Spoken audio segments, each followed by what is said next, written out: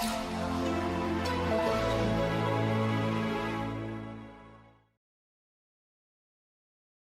afternoon, everyone. Now, in the last class, we talked particularly about, firstly, the Enlightenment thinkers, right?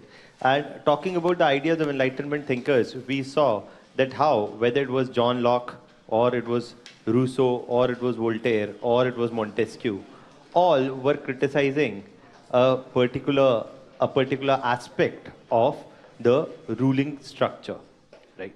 And one of the things that we talked about was that the 1500, that up till the 1500s to 1600s, what existed in medieval Europe was a system of organization where there was something that was called as absolute monarchy.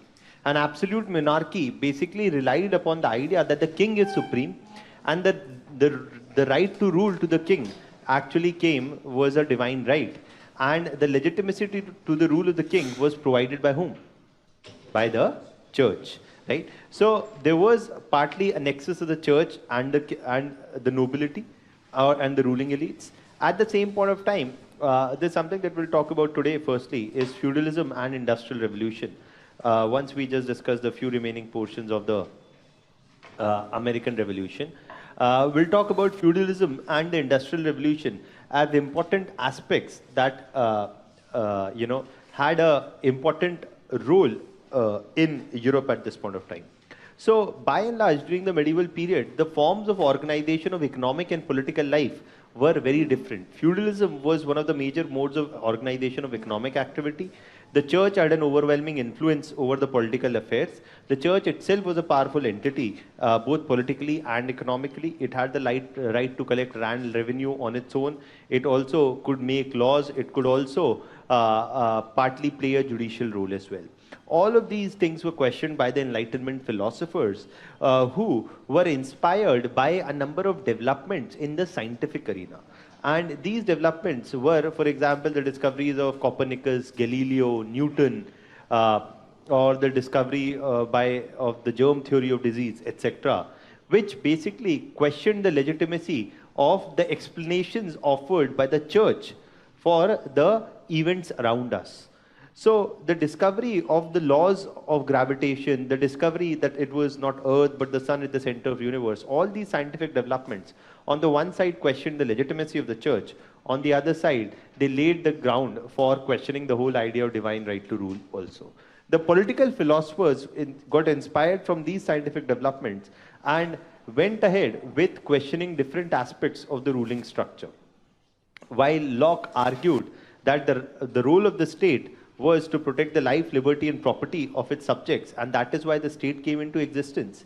Rousseau gave the social contract theory, arguing that unless and until this contract was upheld by the state, the people had a right to overthrow the state. Thirdly, we talked about how Voltaire was the one who emphasized that the source of all evil in European society was the church, and there was a need to decrease the role of church in matters apart from religious affairs. And finally, lastly, we talked about Montesquieu, right? And the whole idea that the problem was not either in the church or in the monarchy. The problem was the absolute concentration of power in any one authority. And so the argument for the separation of powers. Right? So we talked about all of that. Then we went ahead and we started the discussion on the American Revolution. And discussing the American Revolution, we talked about the causes of the American Revolution, from the Anglo-French rivalry to the high burden of taxation imposed after the 7 Years' War of 1763, which was the imposition of the stamp tax, the townshend duties, the tea tax, as well as the strict enforcement of the Navigation Acts. All of this basically resulted in a high burden of taxation, a shift away from the policy of benign neglect that the British had followed towards its American colonial subjects from the 1650s onwards. So with the no threat of French interference, the British increased the burden of taxation on its American subjects to partly recover the high costs or to partly recover from the high financial burden imposed by the wars itself. And at this point of time, the American subjects, which had been used to govern themselves largely on their own, opposed this imposition of excessive taxes and gave the slogan of no taxation without representation.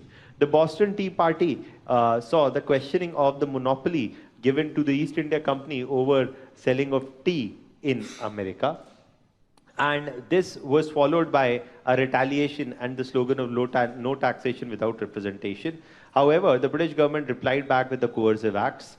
And you see that from 1775-76 to 1783, there was a period where, with the French assistance, the Americans overthrew the British militarily. And also, without this French military as well as financial assistance, this overthrow would not have been possible. Okay. So it talked about all of these facts before, right? So these were the causes. Also, then we talked about the American Civil War and how it was related to two particular issues: the issues of slavery and the continuation of slavery in the southern states, which supported the practice of slavery, and the northern states, which had taken to industrialization and were not anyway very seriously dependent upon the practice of slavery by the 1860s. Also, we saw that the southern states interpreted that they had the right to secede from the Union, which was a voluntary one. The debate on both these issues is what led to the American Civil War from 1861 to 1865. Right. So, so we had written the causes of the American Civil War. We did not write down the consequences, right? So let's just write down the consequences. And also, there's one more point that we need to talk about, and that is the debate between mercantilism and capitalism. That's also something that we'll talk about. But let's first write down the consequences. So, in terms of the consequences of the American Civil War, in terms of the consequences of the American Civil War, it is firstly argued that with the 13th Amendment introduced after, with the 13th Amendment introduced after 1865, the US Constitution expressively prohibited the right to secede, even though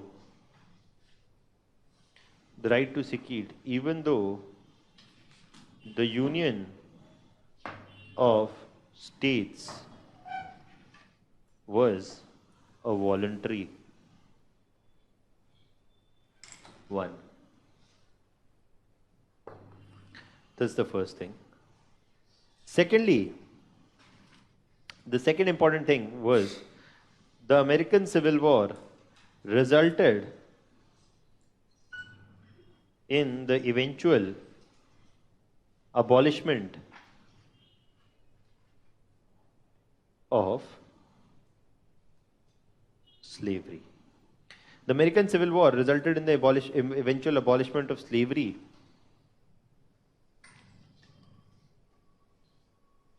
Resulted in the eventual abolishment of slavery. Thirdly, to tackle the opposition from the southern states, the expenditure to tackle the opposition from the southern states, the expenditure on the army was substantially increased. To tackle the opposition from the southern states, the expenditure on the army was substantially increased, and this vastly increased the size of the American army. And this vastly increased the size of the American army. Okay. So that was also one of the major consequences. And again, as I told you, the abolishment of slavery did not mean the grant of equal political or social rights to the black population. It's only that slave owning came to an end, and the practice of buying and selling slaves is something that comes to an end. Okay, so that's something that is there. Now, there's one more thing that we need to talk about. That's the last thing that we need to talk about the American Revolution, and that is the contradiction that existed between mercantilism and capitalism. Now, what is mercantilism firstly? See, if you remember, we talked about the economic impact of British rule, right? And we talked about the imposition of one-sided free trade, the imposition of one-sided free trade and the flooding of the Indian market with the British goods, right? And so that the balance of trade was usually in favor of the British as compared to Indians. So all those policies which were ultimately imposed with the aim of ensuring that the balance of trade is in favor of Britain is what are called as the various mercantilist policies. The aim of mercantilist policies was what? So that the ultimate aim was that the balance of trade is in favor of Britain, meaning that Britain would export more of finished goods. That would mean that as we talked before, gold would be something that would accumulate more and more within Britain because international trade would happen in gold, right? So basically the mercantilist policies were the ones which were pursued by whom? By the British state, right? And the state would pursue these policies so that the balance of trade is in its favor and there is a net influx of gold. So mercantilist policies were pursued by the state. However, capitalism is something that you talk about individual. Capitalism is something that is the system which basically emphasizes the individual ownership of property and individual entrepreneurship, right?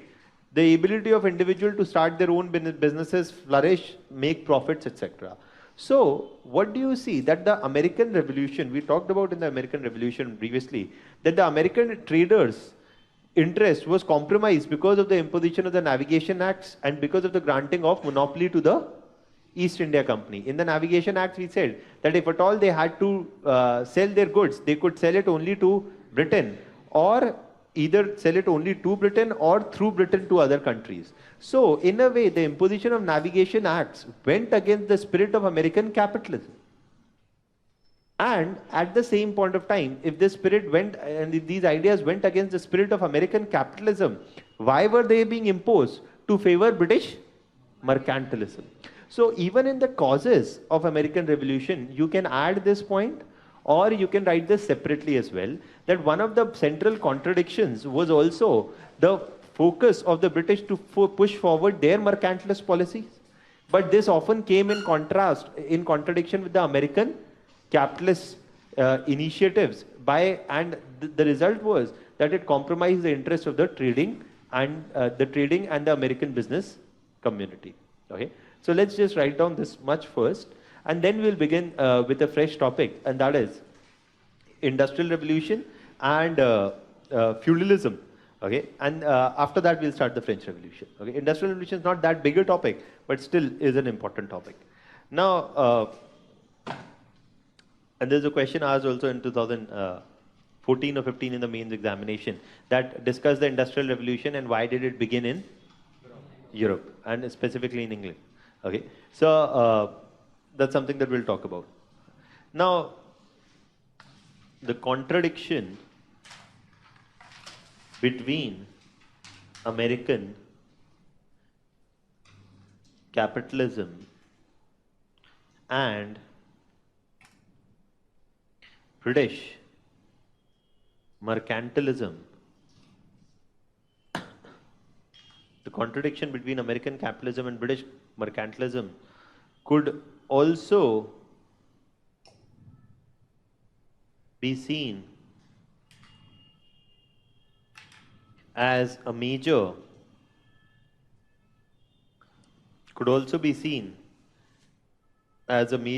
cause, for outbreak of the American Revolution. The British mercantilist policies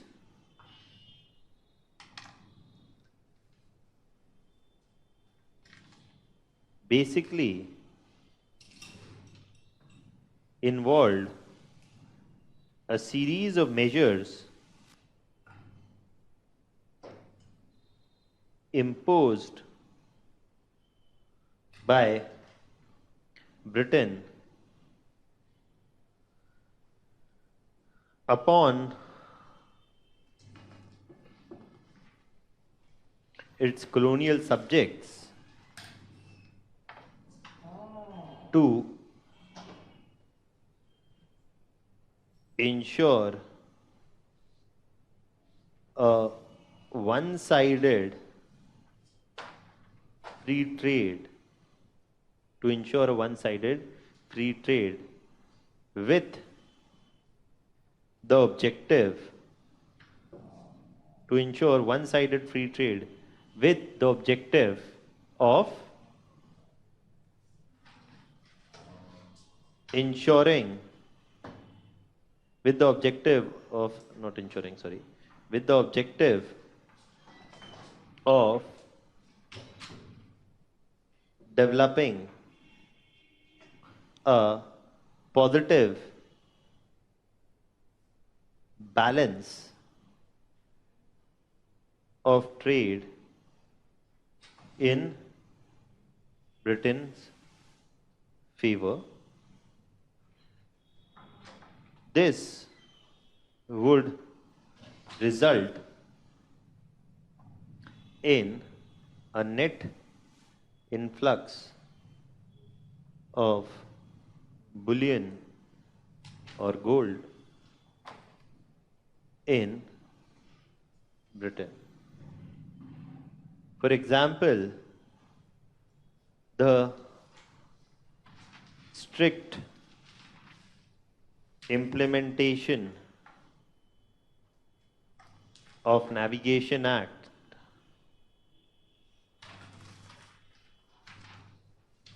from 1860s, the grant of monopoly in tea trade to the East India Company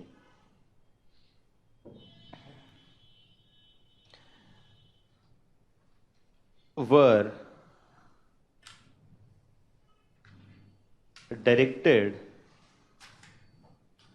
to serve these mercantilist aims. However, these mercantilist policies often came in contradiction.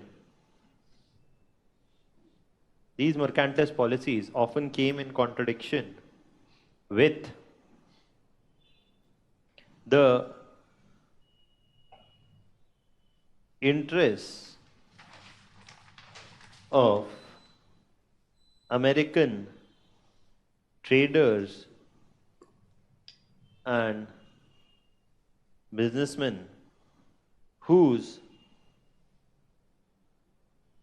economic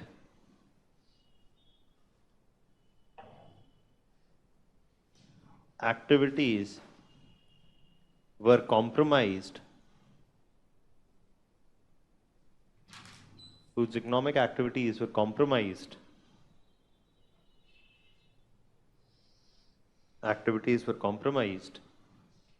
because whose economic activities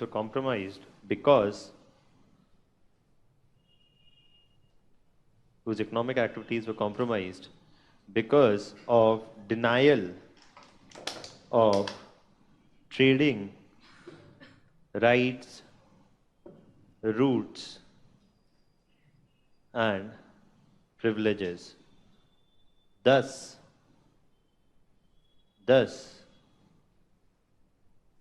stifling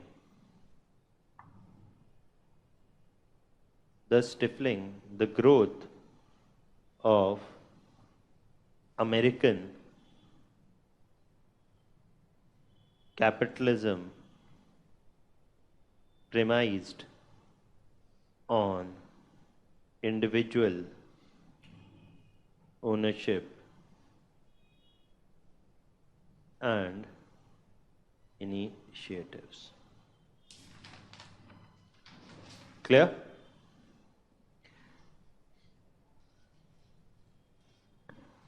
So,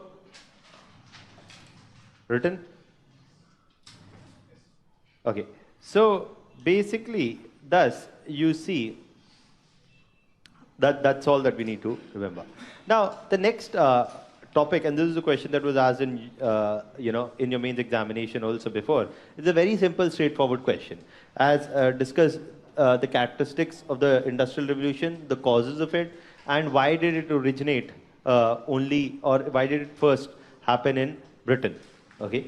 So now, to answer this, also at the same place we can discuss about feudalism. Okay. So feudalism, and because the shift is away from feudalism towards firstly the guild system and then towards capitalism. Now 680 to 1500 AD is the 680 to 1500 AD is the period where you see that the predominant mode of organizing economy in the European society was feudal structure. What happened in the feudal structure was predominantly that in the feudal structure, you see that predominantly there were, firstly there was the king. Below the king, there were a number of levels. Now we don't need to get into them. But ultimately, below the king, there were lords. And these lords were the ones who, some of them were the ones who were also given the title of knights. Okay? And other lords, but every lord also had was given a property. And this, the land property rights that every lord was given was given over a piece of land. And this landlord was also called as the, at times, feudal lord or also the meaner in some terms. Okay. Also, this land and the workers on this land were the ones who were called as the serf. Okay. Now, serfs were the ones who were tied to a piece of land. Meaning, for example, the king would grant the lordship to and again, here also you see there were three different classes of people. Okay. One was the church, which was completely separate. Then there were the nobles who were appointed by the king. The king would grant them the rights over a particular land. And on this land, basically, the king, and on every piece of land, there were a number of serfs who were attached. Now, these serfs were their only obligation. Their obligation was to serve as, their obligation was to provide labor on these pieces of land. So the serfs were the ones who were predominantly responsible for agriculture. But apart from the serfs also, in addition to serf, they could also hire other labor also, which was, either the tenants or those who were hired on daily wages for performing agricultural work. So it was a mixture of serfs and tenants. Serfs, partly some land was even given by the lords to tenants, that you can cultivate this land on our behalf and you give us a share of the produce. Also, some wage laborers were also hired. So it was a mixture. So somebody had, say, 1,000 hectares of land. Then probably a part of the land would be cultivated by the serfs, another part would be cultivated by the wage labor, another part could be rented out to another tenant. Okay, so there was a mixture of many things. In this feudal structure, the reliance upon serf labor was huge. Okay, So basically a serf was tied to a piece of land. Now what is important to understand is that the serf is never the one who's getting displaced. Rather, the serf provides labor for this carrying out this agriculture. Now, what would happen was that if at all a lord was transferred from one area to another, then the serfs were not transferred. The serfs would continue to occupy the same piece of land. And the new lord which would come, he would again be the one who would be appointed here, but the serfs would by and large continue to be the same. So what basically happened was that irrespective of whoever was the lord or whoever was the king, the serf was tied to the piece of land. Okay, and so basically land and serf, both of them came together. Okay, and the serfs are not like slaves. Why? Because they cannot be bought and sold in the market. Okay, so the serfs cannot be bought and sold in the market. Slavery was also there up till a point of time, but the serfs, that's another thing. Slaves also provided some labor, but slavery was abolished in Britain much earlier. Okay, so but you see, the serfs were attached to the piece of land. Now, what would happen was that the predominant mode of organization of economic life was predominantly rural. Okay, and it was predominantly rural and agrarian, and feudalism was the dominant form of organization of economic life. There was, apart from what went to the king and what was left for the lord and for the serfs, there was little surplus production. And you see that surplus production was not something which was a very strong feature. And most of the economic activity was agrarian. The growth of urban industry, the growth of industries, the growth of guilds was yet to pick up till 1500. Up till 1300, after which the growth of guilds also actually began. What are guilds? We'll talk about. So basically, there are little and small urban centers and not very big urban centers or very big traders also. However, as the population started increasing, and also with incremental improvements in agrarian technology, you see that surplus production slowly started picking up. With surplus production started happening, the amount of labor required in agriculture actually underwent a decline. Because the productivity of the land increased. Why? Because of introduction of new equipments. For example, firstly they had mud equipments, then they had wooden equipments, then they had those that were made from iron, copper, etc. So you see that as the quality of implements improved, the productivity increased. Productivity increased, meaning that now there was less requirement of labor for agrarian purposes, and so you see a diversification away from agrarian agriculture to other economic activities, and you see the building of the guild, G-U-I-L-D, the guild system. Now, what was there in the guild system? In the guild system, basically what was there was that, have we talked about the guild before? No. Okay. So a guild system was a kind of a system in which basically there were a number of guilds. So for example, there would be a guild of goldsmiths. There would be a guild of ironsmiths. There would be a guild of doctors. There would be a guild of lawyers. So etc. Okay. So for every for every economic activity, there was a specialized group of individuals who were responsible for providing that product or that service. So, for example, lawyers also had a guild, goldsmiths also had a guild, or ironsmiths also had a guild, or potters also had a guild. Okay, so for every other non-agrarian purpose, either product or service, there was a guild. And basically, it was only this guild which had the responsibility and the authority to produce a good.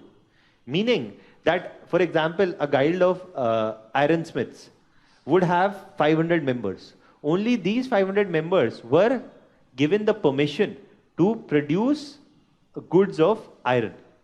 Okay, only they could make equipments out of iron. Only they had that know-how, and only they were legally allowed to produce these goods.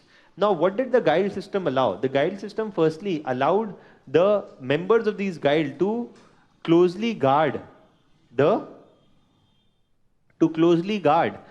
entry of new members into the guild. So basically, a guild could be expanded only with the consent of the members of the guild. Okay, only the members of the guild could give a permission to include new members within the guild. Okay, so basically, it was one of the ways by which the guild prevented or checked the entry of new members, only allowing those that they wished to grant an entry to, only they could get an entry into the guild. Also, the guild was to determine the total production level, meaning how much amount of a good is to be produced. Okay, and why was this important? To determine how much amount of good was to be produced, to partly meet the demand in the economy, and also to ensure that the value of the goods produced does not undergo a decline. हमेशा आप क्या कहते हैं that prices decline when the supply increases. So they would also try to regulate the supply in the manner that the economic return for the guild was always high. Okay, so the guilds would often also, on the one side, restrict the entry of new entrants into the guild.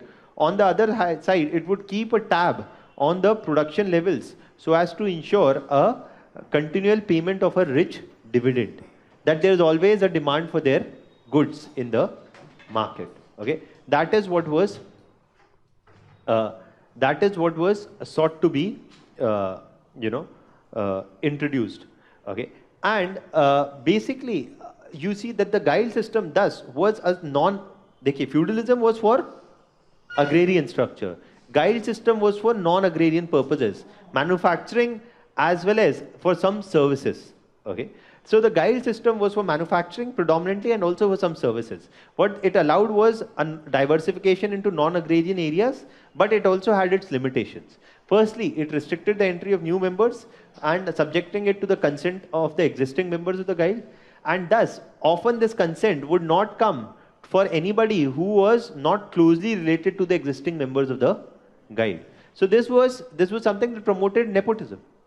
Okay, at the same point of time, apart from this, also given the fact that it was not the demand and supply which would regulate, it was not the demand in the market which would regulate the production of goods, it was the target set by the guild themselves, that it also was unable to keep up with the high demand for a variety of goods. So though the guild system was the one which also saw a movement towards urbanization, growth of urban centers, rise of trading communities, growth of new professions, it was soon visible that the guild system was insufficient to meet the demands of the society. And thus you see a movement thus away from the guild system, finally towards a period of industrial revolution. Okay. Now what is the industrial revolution? We define industrial revolution as particularly, and don't worry, we'll write down, okay, that we define industrial revolution particularly as an era of mass production which was based upon a mechanized means of production. Okay, an era of mass production which was based upon a mechanized means of production. Now, the industrial revolution is something that is said to have begun from 1757 onwards, and this era of industrial production, this era of industrial revolution required a series of scientific and technical advances. Okay, and these advances had begun from the 1750s onwards, and that is why we say that the industrial revolution began from 1750s onward. Now, for example, a series of technological developments happened. One of the first primary important major technological development was the development, even before the development of the steam engine, the development of and a movement towards the establishment of the flying shuttle. Okay, that as we discussed when we were discussing Indian history, that India was one of the world's biggest textile producers before the industrial revolution. But from 1750s onwards, on the first side, when even in 1740s, for the first time they discovered the flying shuttle. They invented the flying shuttle, which was basically a form of handloom only, but which was used to use hydropower to run these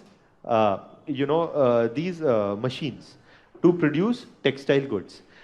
Then, over a period of time, it was realized that more efficiency can be brought in these textile industries if we move towards what were called as the power looms.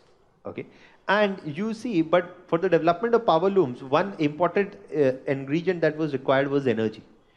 Okay, and this energy was thought to be developed or brought with the development of the steam engine.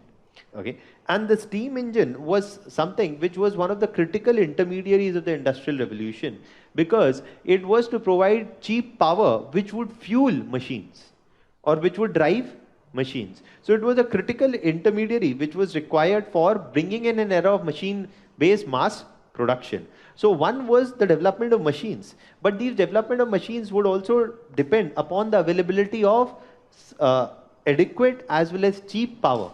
And for development of adequate and cheap power, coal-based steam power was considered as one of the most important scientific developments. And we'll talk about what is guiding this development in a while, but let's first see what happened. Now, with the development of these coal-based, steam engines, firstly by Thomas Newcomen, which was later improved upon by James Watt by 1850s, you see that the steam engine was developed, which engineered a change in a number of industries. For example, the textile industry saw the development of the power loom. Okay, and power loom was something that did not have to be run by hand, but was run by energy, by steam energy, and that basically increased the speed of production of goods. Okay, at the same point of time, this steam engine was also modified to allow faster movements of goods and people with the development of the railways. And for the development of railways also you required steam engine.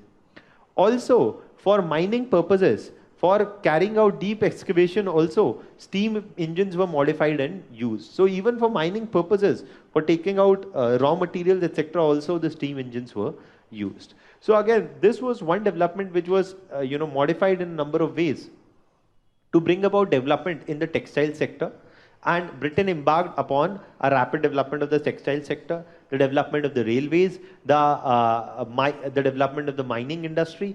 All of this got fueled 1750s onwards because of these advances. Now, there's some of the developments that we'll write about. But another part of the question is that why did the Industrial Revolution begin only in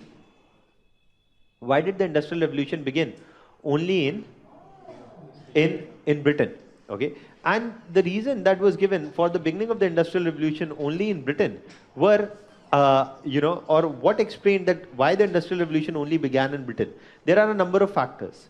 The two most important factors were, firstly, the fact that in Britain there was a acute shortage of labor.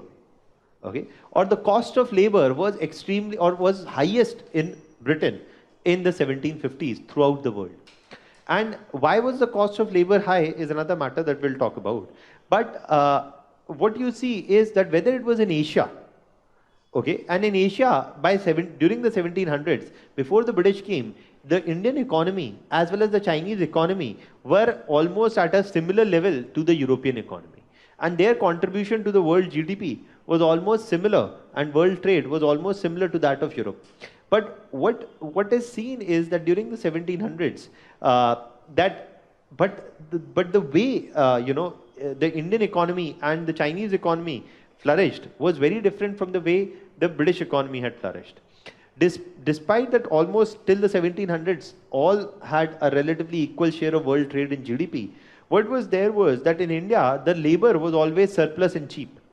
Okay, and so the surplus and cheap availability of labor meant that there was no shortage of workers, and given the surplus and cheap availability of labor, the cost of production was not high.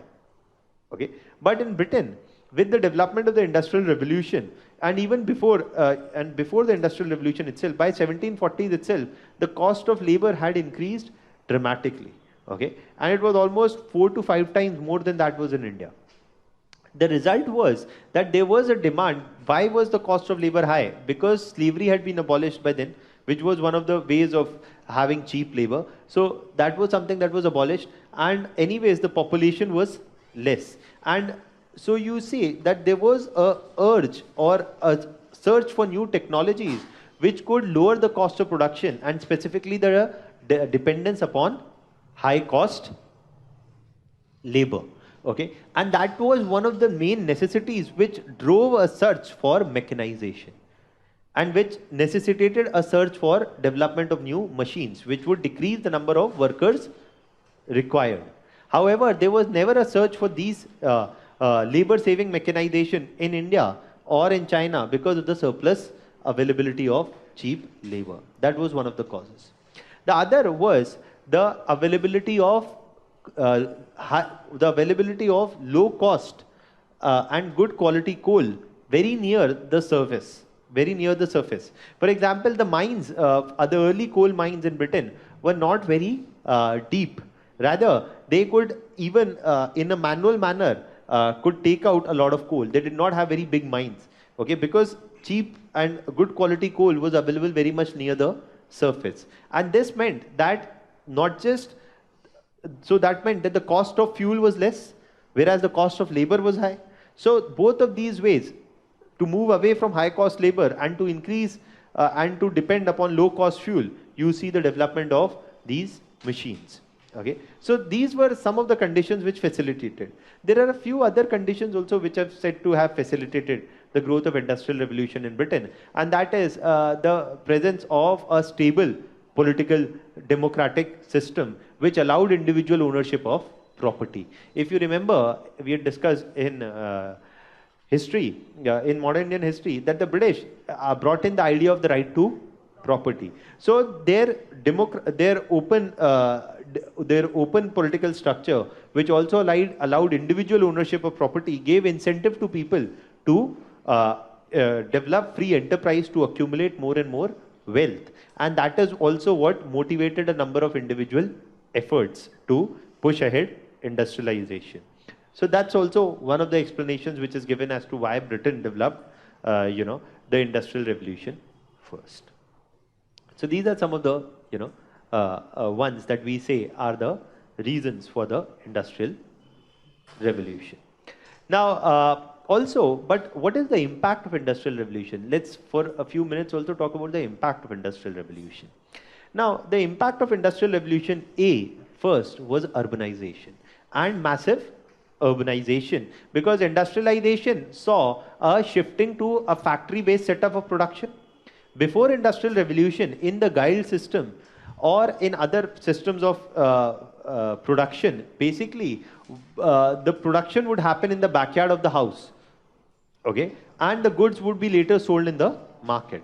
But a centralized, machine-based, factory-based system of production came only with the industrial revolution. So large factories were set up in urban areas where workers migrated from rural areas primarily to work in these industries. So wage-based production in large factory-based setups spurred urbanization and a rural to urban migration. And that is why the first urbanizations that happened throughout the world were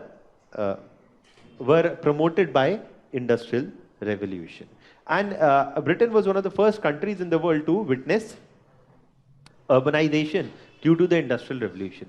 But this urbanization then was not like urbanization that you see in European countries today.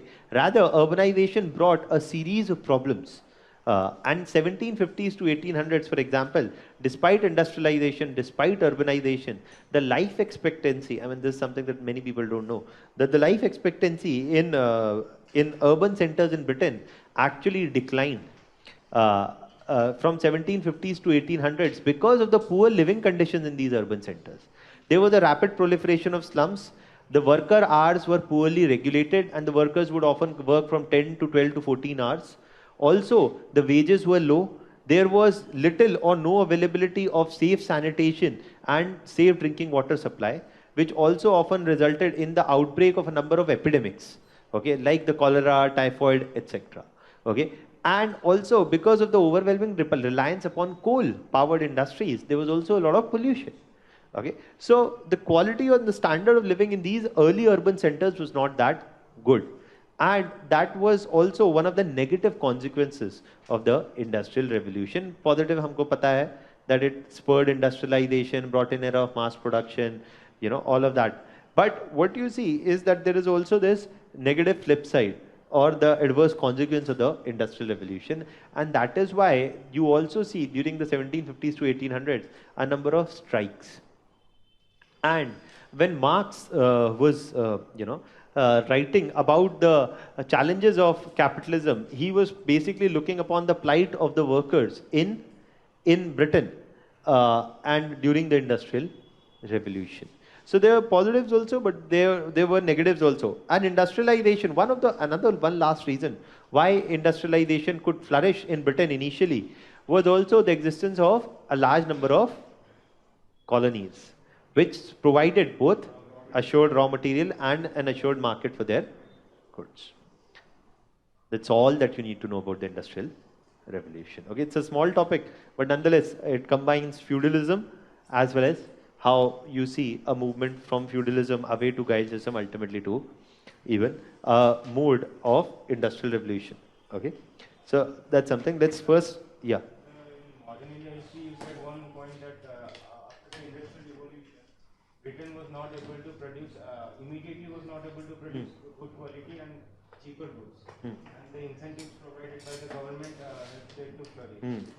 Could this be written as a reason for this in Britain? The incentives. So, what you're saying is that, as I told in modern Indian history, that for the first couple of decades after 1757, the efficiency of these British industries was not that great, and they relied upon the protectionist policies followed by the state in providing them an assured market within Britain and even in pushing their goods. So yes, there is a role of state policy as well, and that is also something that you can write as a reason for the growth of industries. Okay, but in fact, a lot of these reasons actually do not answer. There are some of these reasons which are explanations, but none of these explanations is a single explanation which is sufficient enough to say why industrial revolution happened only in Britain to begin with. So I also don't have an answer for this. Okay, I just have these many points. These are what are written everywhere. Okay, इसके आगे आपकी कोई खोज होगी तो मुझको भी बताइए. Okay, so that's there. Now, let's firstly write down this much, then we'll take whatever doubts you have after this. Okay.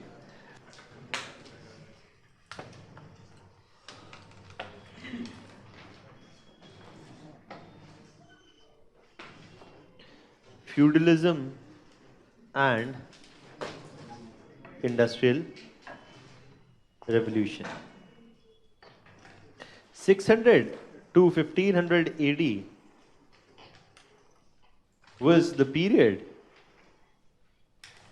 which saw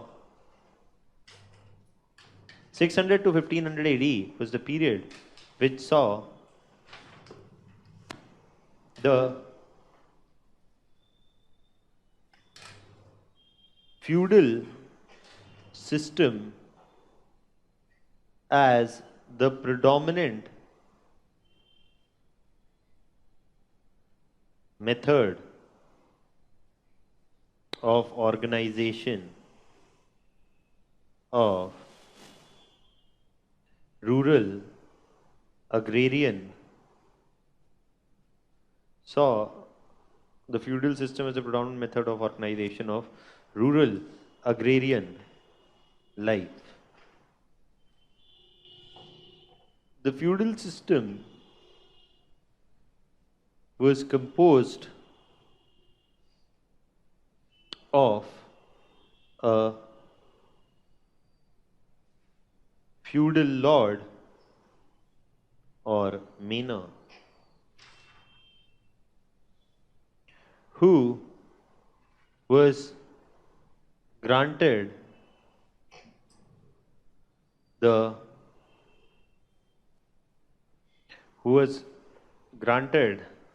the control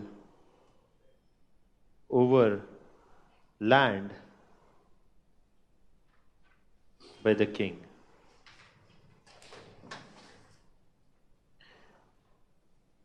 These lands were to be served by the labor of serfs. These lands were to be served by the labor of serfs who were tied to a particular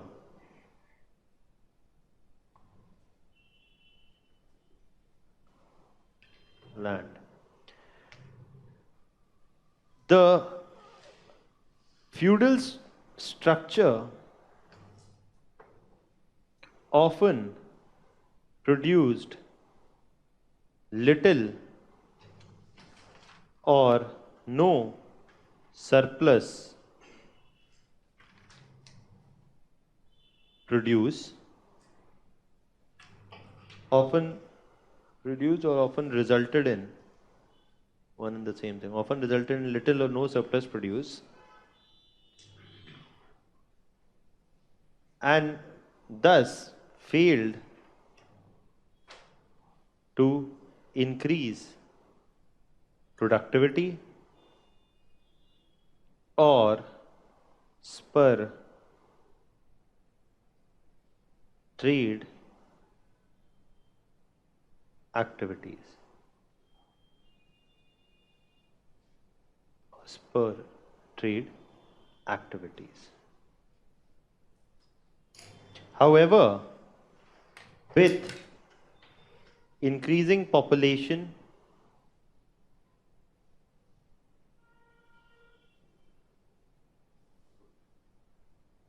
advent of new equipments which resulted in increasing agricultural productivity, which resulted in increasing agricultural productivity.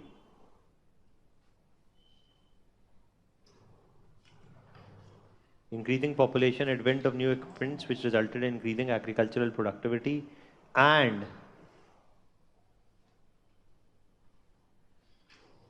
and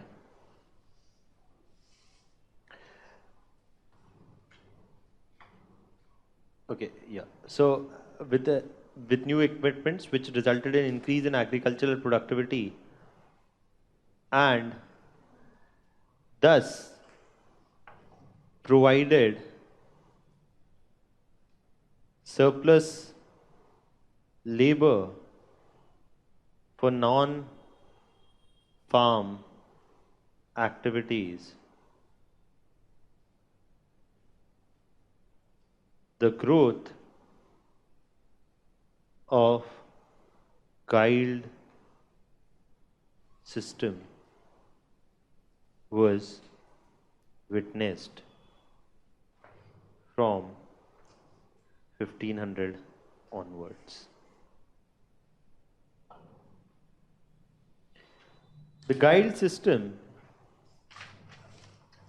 was a closed system of organization of labor. The guild system was a closed system of organization of labor. Was a closed system of organization of labor into specialized production groups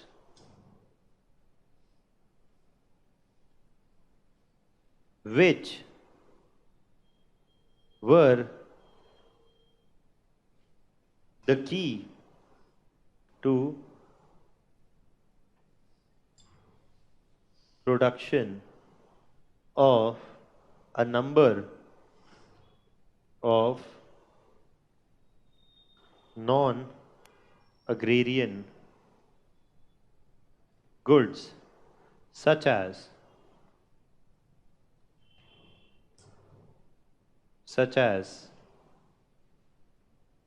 iron equipments, such as iron equipments,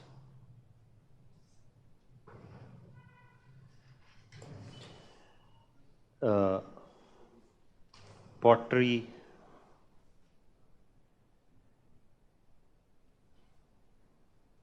jewelry,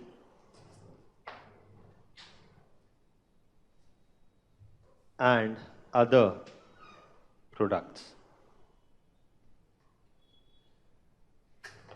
However,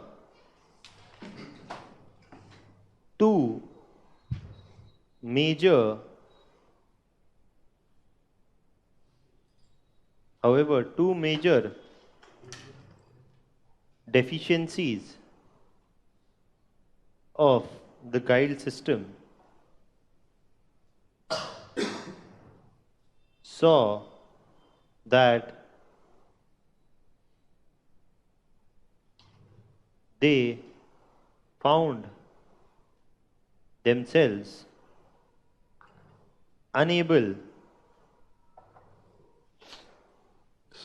found themselves unable to meet the ever increasing demand for goods. These were A. The restrictions on the entry of new members within a guild. The restrictions on entry of new members within a guild. The guild members exercised a complete monopoly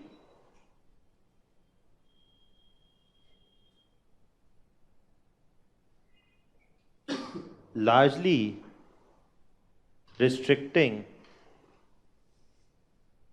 the entry of new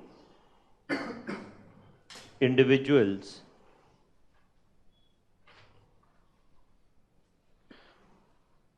into a guild without the consent of existing members.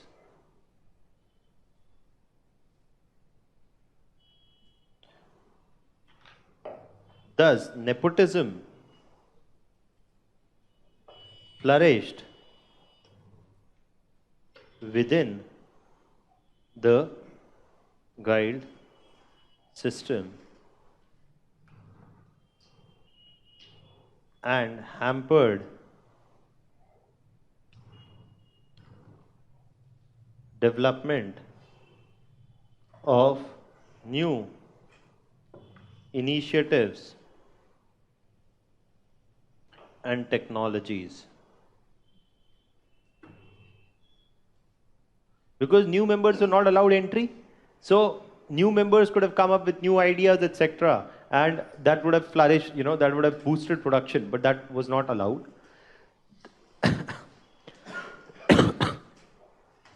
The second reason was the strict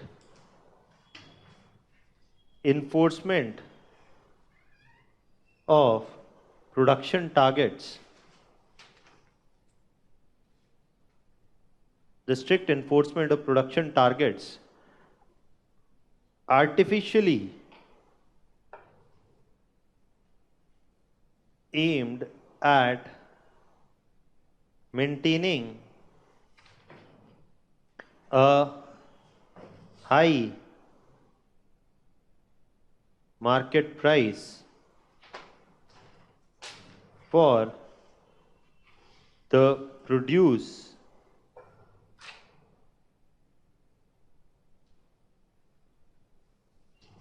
artificially aimed at maintaining a high market price for the produce by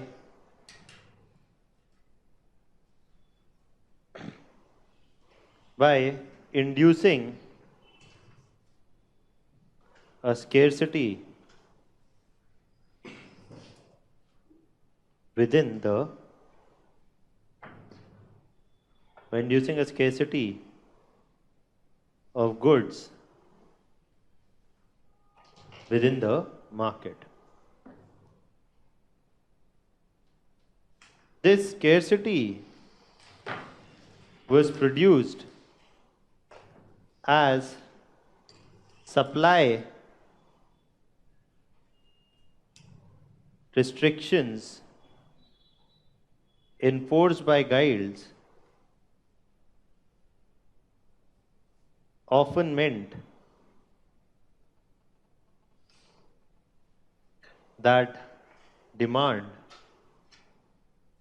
outstripped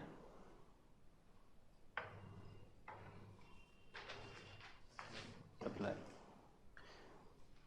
So these are the reasons also for the failure of the guild system.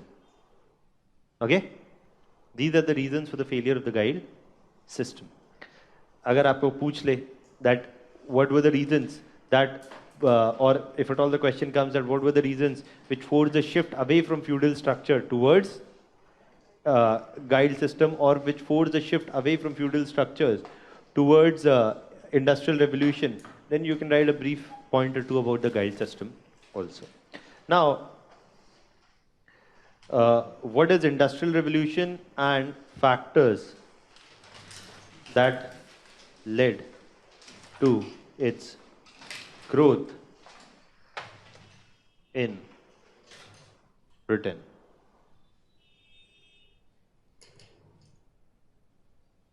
Industrial revolution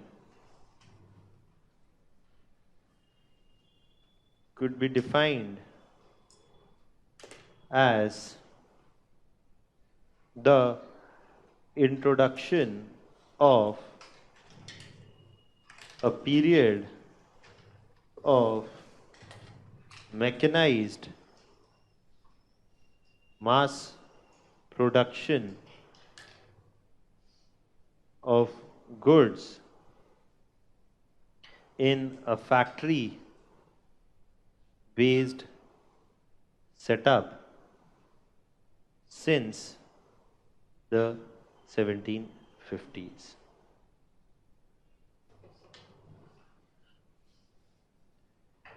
The growth of industrial revolution depended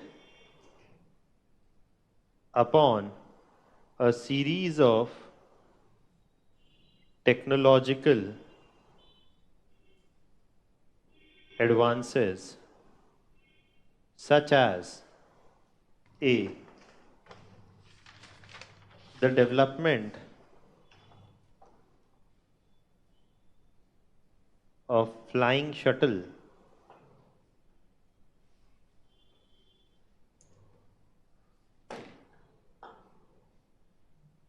by John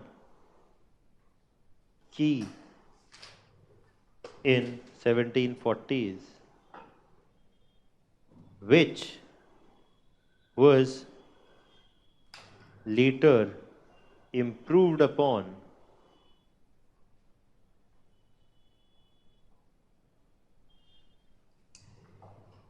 and coupled with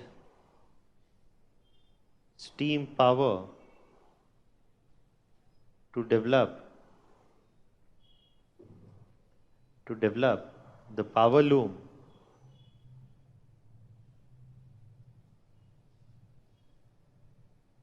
by 1780s. 1775-80. That is where you see the development of the power loom. B. The development of steam engine by Thomas Newcomen and later improved by James Watt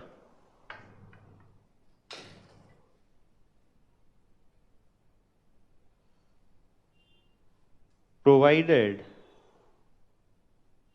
a source of powering a number of machines developed during this period. See, the development of railways powered by steam engine also provided a key input to move goods and raw material cheaply over long distances. Over long distances. All of this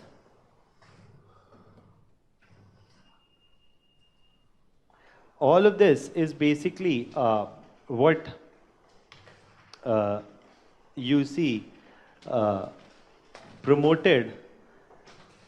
All of this is basically what you see promoted the growth of and was all of these were the characteristics of scientific advances which promoted the industrial revolution. Now the factors. The factors that promoted, we're writing briefly, okay? Now, factors are A, the high cost of labor in Britain. The high cost of labor in Britain. After the abolishment of slavery, the labor costs in Britain increased dramatically.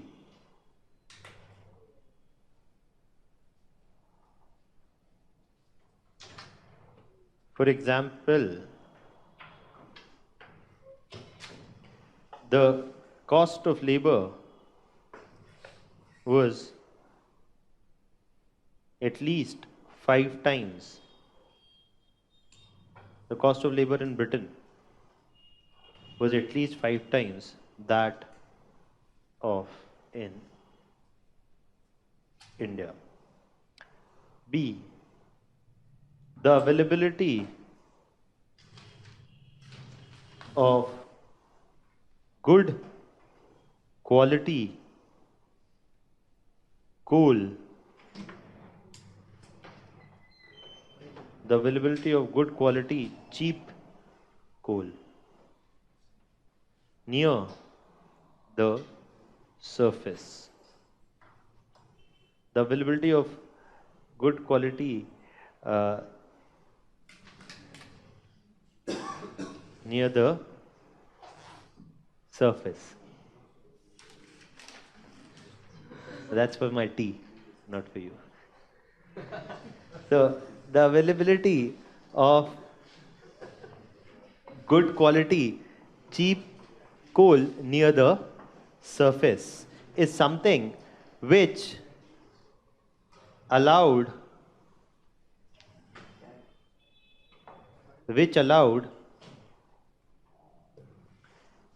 near the surface was which allowed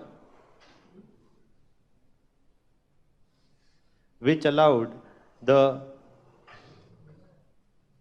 powering of these machines with assured and cheap energy.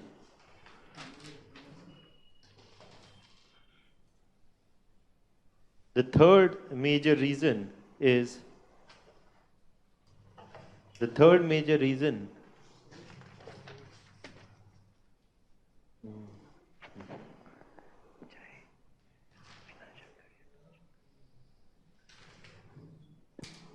okay. So third is the third was basically the presence of a unified political state that incentivized individual ownership of property,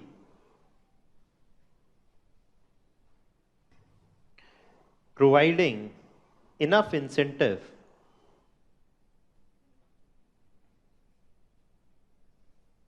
providing enough incentive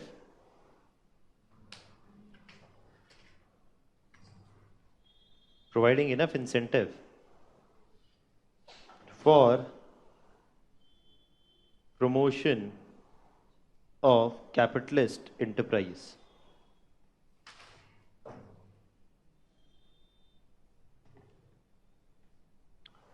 Also, another reason that is given apart from these reasons for the growth of industrial revolution there is the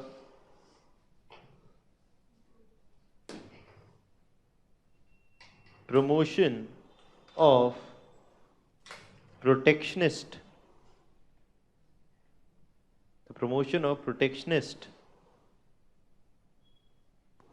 policies which secured the British market for indigenous producers, protecting from the promotion of protectionist policies which secured the British market for indigenous producers, protecting from competition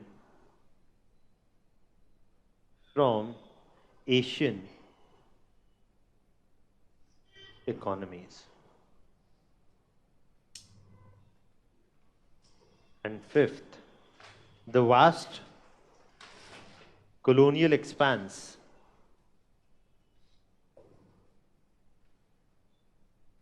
provided a cheap supply of raw material and an assured market for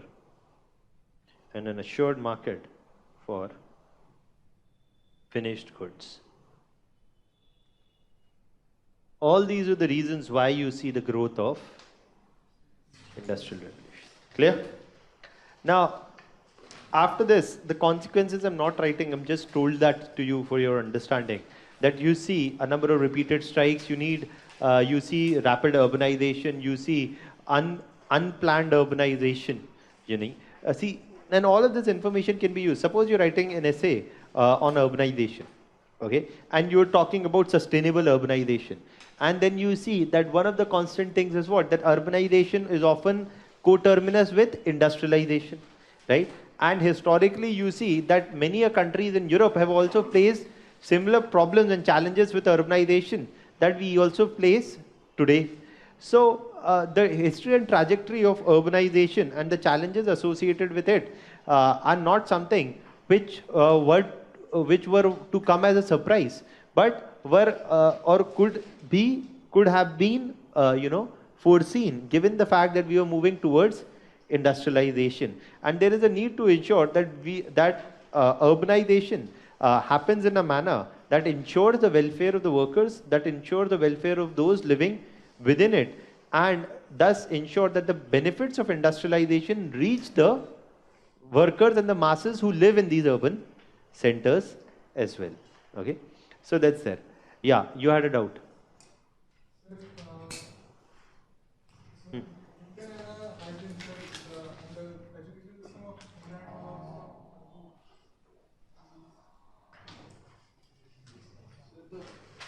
Just a second. Education system of?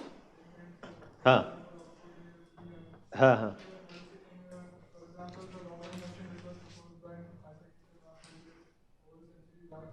Hmm. See, there is no, so yeah, I mean, you can say that there's, sir, in terms of education also, the presence of an educated workforce, even technological developments, etc., they also help. So there's no end to what you can keep adding to the list. But these are some of the more important ones, okay, which are considered as the key drivers, okay, because because these are the ones on which there is more consensus. Because otherwise, it's also very difficult to say what is the cause and what is the effect, or what was simply just there, and whether correlation is actually causation also or not. Okay, so that's that's there. Anything else? Yeah. How this guild system come to an end? How did the guild system come to an end? Is it India's promotion of industrial growth that time? See, why and how did the guild system come to an end was simply because it could not keep up with the demand. It could not keep up with the demand, and even there was a resentment against the fact that the guild system restricted the entry of new individuals into any particular profession. So basically what started happening was that the enforceability of the guild system actually getting compromised over a period of time, where people started violating the guild. Okay, even if the guild was not giving certification, people started going out on their own and started producing goods. And given that the demand was there, so you see that this guild system soon, slowly and slowly fell out of favor. And so the guild system continued, but slowly and slowly the development of new industries, new methods of production meant that the guilds themselves were sidelined. There was no overthrow or anything of the guild system. It's just that they were outcompeted by others who refused to be, who left the pursuit to be a part of guilds and started production on their own. Okay, that's it. After the industrial revolution, the guild system come to an end. Yeah, the guild system during or before even the growth of the industrial revolution, the guild system was declining, and with industrial revolution picking up, obviously the guilds were outcompeted. Okay? Yeah, yeah. To what extent European class system was similar to Indian caste system? European class and Indian caste system, ये आप social issues में पढ़ेंगे. It's not my job to compare feudalism with with other aspects of caste. फिर अभी caste race चालू हो जाएगा. So that these are all social issues. Leave it to social issues and you discuss it there. I can also discuss it, but the point is time. We have other things to cover as well. Our social issues में बहुत time मिलेगा ये cover करने का. Okay. So that's there. Anything else?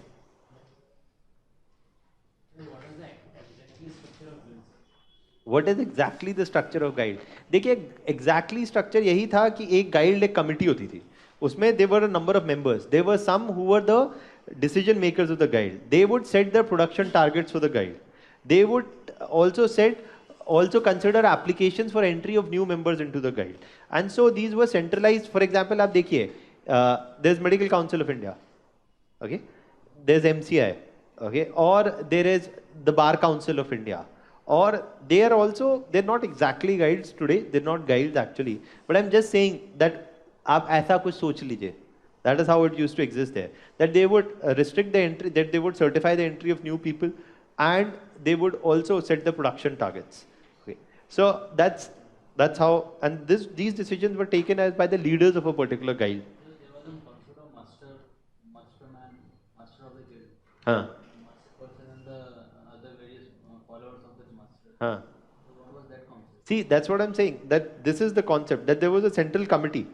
Okay, and basically there was a central committee which decided this. Then within every guild, if a new person was to be inducted into a guild, he was to be trained. How was this individual to be trained? Okay, this individual was trained as by being appointed them to a particular master.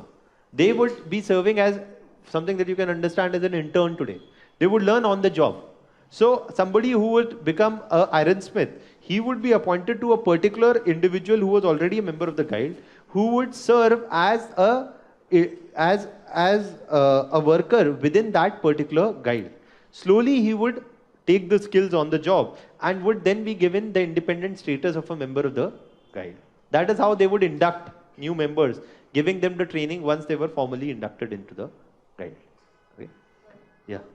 The system came to an end. Was there some social revolution or it just shifted from Uh, the feudal system, how did the feudal system came to an end? There were demands for abolition of feudalism in a number of European countries from time to time, including in Britain.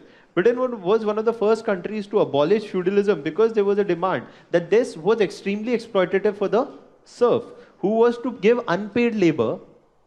Okay, they're not paid anything. The serf would just keep some part of the produce for themselves. Okay, the rest would go to the lord. So they were predominantly unpaid labor. This was some kind of a semi-slavery kind of a system. Not exactly slavery because they're not being bought and sold in the market, but there is some form of extremely exploitative economic exercise where the workers, where the serfs were not paid any wages. Okay, and so there were there was a constant demand to end feudalism throughout Europe, including in Britain. First, slavery was abolished, and after that, feudalism was abolished, primarily because of these social demands. And Britain was again one of the first ones to do so. And by 1860s, you see almost every other country has abolished feudalism, Russia being one of the last ones to abolish feudalism. Right?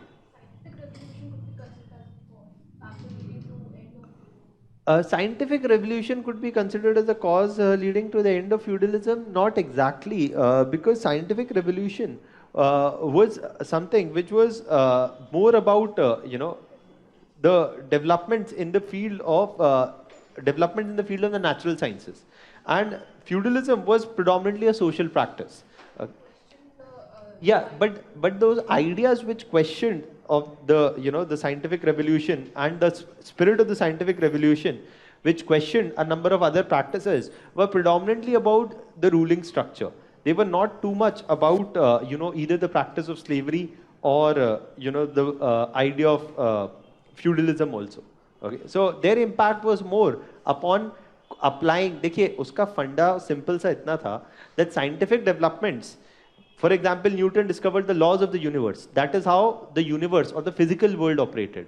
So a number of social scientists and political philosophers said that we would want to uncover the laws of the social universe. So जैसे physical universe के अपने laws हैं, probably social universe also has their own laws. They just need to be discovered. So basically they said that these ideas we will apply to discover what should be the structure of rule. Okay, and which is the best structure of ruling. Okay, that is what they said. to an abrupt end or it gradually The feudal system did not come to an abrupt end, though though there were attempts to end it, but it did not come to an abrupt end. It slowly and slowly moved away. Why? Because more and more was the demand for abolition of the feudal system. One of the things also that I've not told you is that there was an enclosure movement. Okay, yeah, there were many things. I mean, there was a movement away already from, because there was surplus labor, right? Because there was surplus labor, because productivity was increasing. So the dependence upon serfs also was decreasing. Okay, so there was the dependence upon serfs was also decreasing, and there was a demand for labor in non-agrarian activities. So that is why feudalism also declined. Also, there was also something that was called the enclosure movement. That's not needed exactly, which also pushed a number of, led to a decline in the practice of feudalism in the agrarian structure. Okay, and that is why slowly over a period of time, you see it's ending and you see a movement towards the guild and then the capitalist system, industrial revolution. Yeah. There was a problem of this flow system, like king and lords, lords responsible सिर्फ king के लिए होते थे और वो decentralised power थी और surplus का प्रॉब्लम था लीडिंग फैक्टर्स हो सकते हैं leading end of Yeah, I mean, these things. One of the central things, as I told, was that the limited produce, that the absence of surplus production was one of the reasons why feudalism was lagging behind. Also, there were other factors as well, that every subordinate within the different levels was responsible only to their superior. Ultimately, this also basically was partly responsible for an absence of a very strong, swift, centralized structure of ruling. So that's also one of the reasons which is given. But the major reason also why we say that neither feudalism nor the guild system survived, predominantly because they were unable to keep with the demands of the market, or they were unable to, unable to keep with the overall demands over the changing period of centuries. That's there. Okay. So now, anything else? Clear? Okay.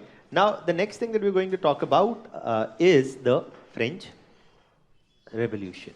You were saying that you will write about the adverse effects of industrial revolution. Okay. Consequences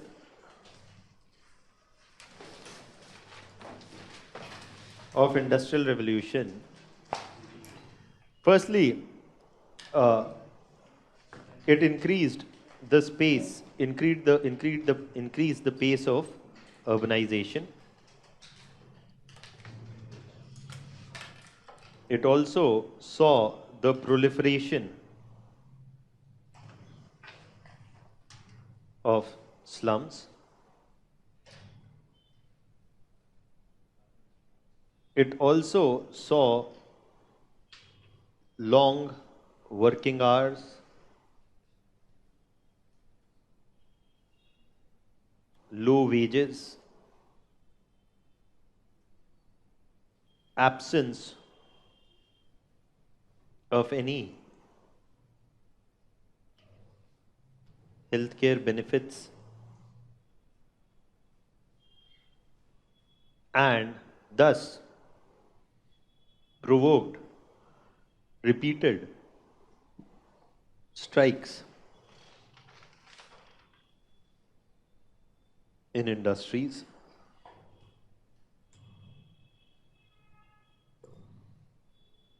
Industrial revolution also further fueled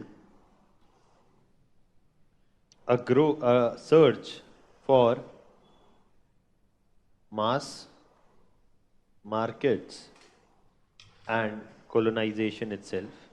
It was partly favored by the availability of mass markets, and the more the production increased, the more was the search for, markets.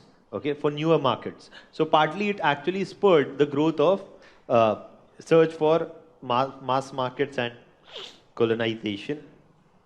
But the wages in compared to the Indian workers are good enough. See, what happens is that the wages to the Indian workers are good enough, but they're not comparing themselves to the Indian worker. Okay? Now, the wages are low in what context? The wages are low in context that they would often have to work for 12 to 14 hours. And the per hour wages were very low. Okay? That was not enough to actually maintain a decent standard of living. Okay? So that is why, yes, the wages are higher than what are being paid in India, but that is in their context not enough. 5 times higher than the Yeah, I mean, but for example, one of the things also happens with urbanization is that the cost of living increases. Okay, and that is why here you see that with the increasing wages, with the wages which were low, there was always, because they wanted, the industry owners wanted to keep the wages as low as possible, but that also did not mean that the wages were as low as that was there in India, right? So yes, at the end of the day, as compared to Indians, the wages were enough. But as compared to maintaining the adequate standard of living there, the wages were relatively low. So in college we write that because of the high wages and the industrial revolution flourishes. Okay. So it's a very standard question कि sir कभी तो high हो जाती है veg कभी तो लो हो जाती है. So what is the exact, एक बार को decide कर लेते हैं. Okay. कि high है कि low है. Right. So see, what you need to understand that wages are often one thing which keep changing over a period of time. And in fact, as industrialization proceeds in any country, okay, the wages increase and the cost of labor keeps increasing. For example, you take a new example, it will explain it to you everything. China. 1980s wages were lower, 1990s wages were lower. Since 2000s, the wages started to increase. Now with industrialization, though China had surplus labor, huge amount of surplus labor, and still the wages started to increase. Why? Because with industrialization, there is a growth of urbanization. And with growth of urbanization, the cost of living also increases. And when the cost of living increases, though the wages have improved from before, but these wages are not sufficient enough to maintain the same standard of living. Thus, what happens is that there is a demand for increasing wages even further. And as wages keep on increasing even further, there is outsourcing. That you start shifting your production base to other countries, looking where is a lower wage available already. Okay. So for example, though in 1750s they're setting up industries here. If you remember in Indian history, we said that by 1850s, the cost of labor, cost of production increased dramatically in Britain. And so they shifted production to India.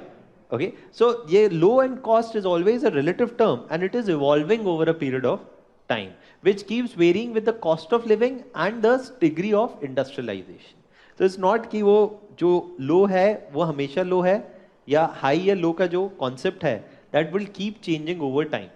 Okay. That wages, we say, when we say कि the wages are higher, what the wages were higher in Britain and that fueled industrial revolution, I am comparing it with Asia. Asian wages were lower, European wages were higher. But when I am saying low here, I am saying the wages were not high enough to maintain an adequate standard of living. Clear? Okay. So that wages, low wages, that high wages that we were talking of as a cause for fueling industrial revolution is as compared to the Asians. And here low wages are not, the wages are not high enough to maintain an adequate standard of living. Clear? Okay. Now finally, let's start with industrial revolution. Sorry, French Revolution. Now, yeah. So the first thing that we are going to talk of in the French Revolution are the causes of the French Revolution itself.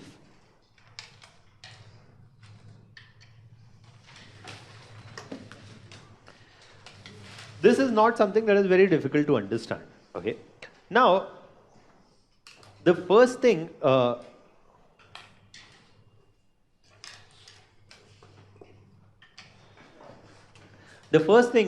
know about the causes of the French Revolution is, firstly, the fact that France was a monarchy at this point of time.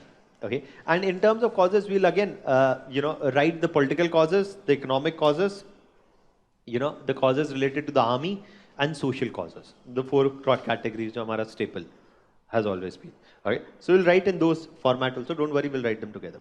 Now, firstly, there are a few things you understand as the background.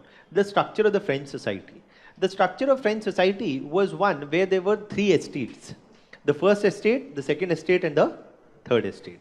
The first estate was the one where you personally see, the first estate was the one where you see was the clergy. Or the clergy were the ones who were associated with the church. It was the clergy which provided sanction to the rule of the king and also provided sanction to the rule of the king and the nobility, who would often be considered as the second estate. Okay, so the first and the second estates were also called as the ruling classes. The clergy and the nobility were also the ones which were called as the ruling classes. Also, below the second estate were the third estate. And the third estate was actually a conglomeration. It was not, so the first estate is the church, the second estate is the nobility. The nobility included those who were the large landlords. The big landlords, etc., were the ones who were the part of the nobility. The third estate was essentially a conglomerate or a heterogeneous group of a variety of different occupational groups. It included the landless peasant. It included the small tenant, landless peasant who would work on a piece of land, of the landlord or the small tenant who would take small pieces of land on on a monthly basis or a yearly basis by the big landlord. Or it also included, and these were predominantly the agrarian workers, but it also, the third estate also included the educated middle class. And the educated middle class included professions and professionals such as lawyers, doctors, etc. Okay, so these people were the ones also who were a part of the third estate. Now, the first and the second estate, the first and the second estate were the ruling classes and they did not pay any taxes. The first estate formed roughly 1% of the population. The second estate also formed roughly 1% of the population. And though they formed only 2% of the population, they had almost 60% of the wealth. Okay, so they had almost 60% of the wealth, and this wealth was not taxed. The third estate was the one which had 40% of the wealth, 98% of the population, and bore all the taxes. Okay. Now, so what is the first thing is was a very narrow base of taxation. Though the masses were taxed, but the majority of wealth was not taxed. Okay. So firstly, the base, and yeah, economics may, even if you've read or not read, it does not matter. But basically, you see that the wider is the base of taxation, the better it is. The better is the yield of taxes, right? So that is why GST, all of that, widening the base of taxation and all of that. So basically, the French society had a narrow base of taxation. On top of that, the burden of taxes was high on the third estate. Why? Because the base was narrow, right? So the burden of taxation was high. The king would impose taxes, even the church could, the king would impose taxes, even the church could impose taxes. So the first and second estates could also impose additional taxes apart from the land revenue tax, etc., which was often collected on a regular basis. Also, apart from this, the French society was, the French ruling structure was actually a monarchy, which was under the control of the Bourbon dynasty. Okay, and the Bourbon dynasty were the ones who had been ruling France for almost a couple of centuries.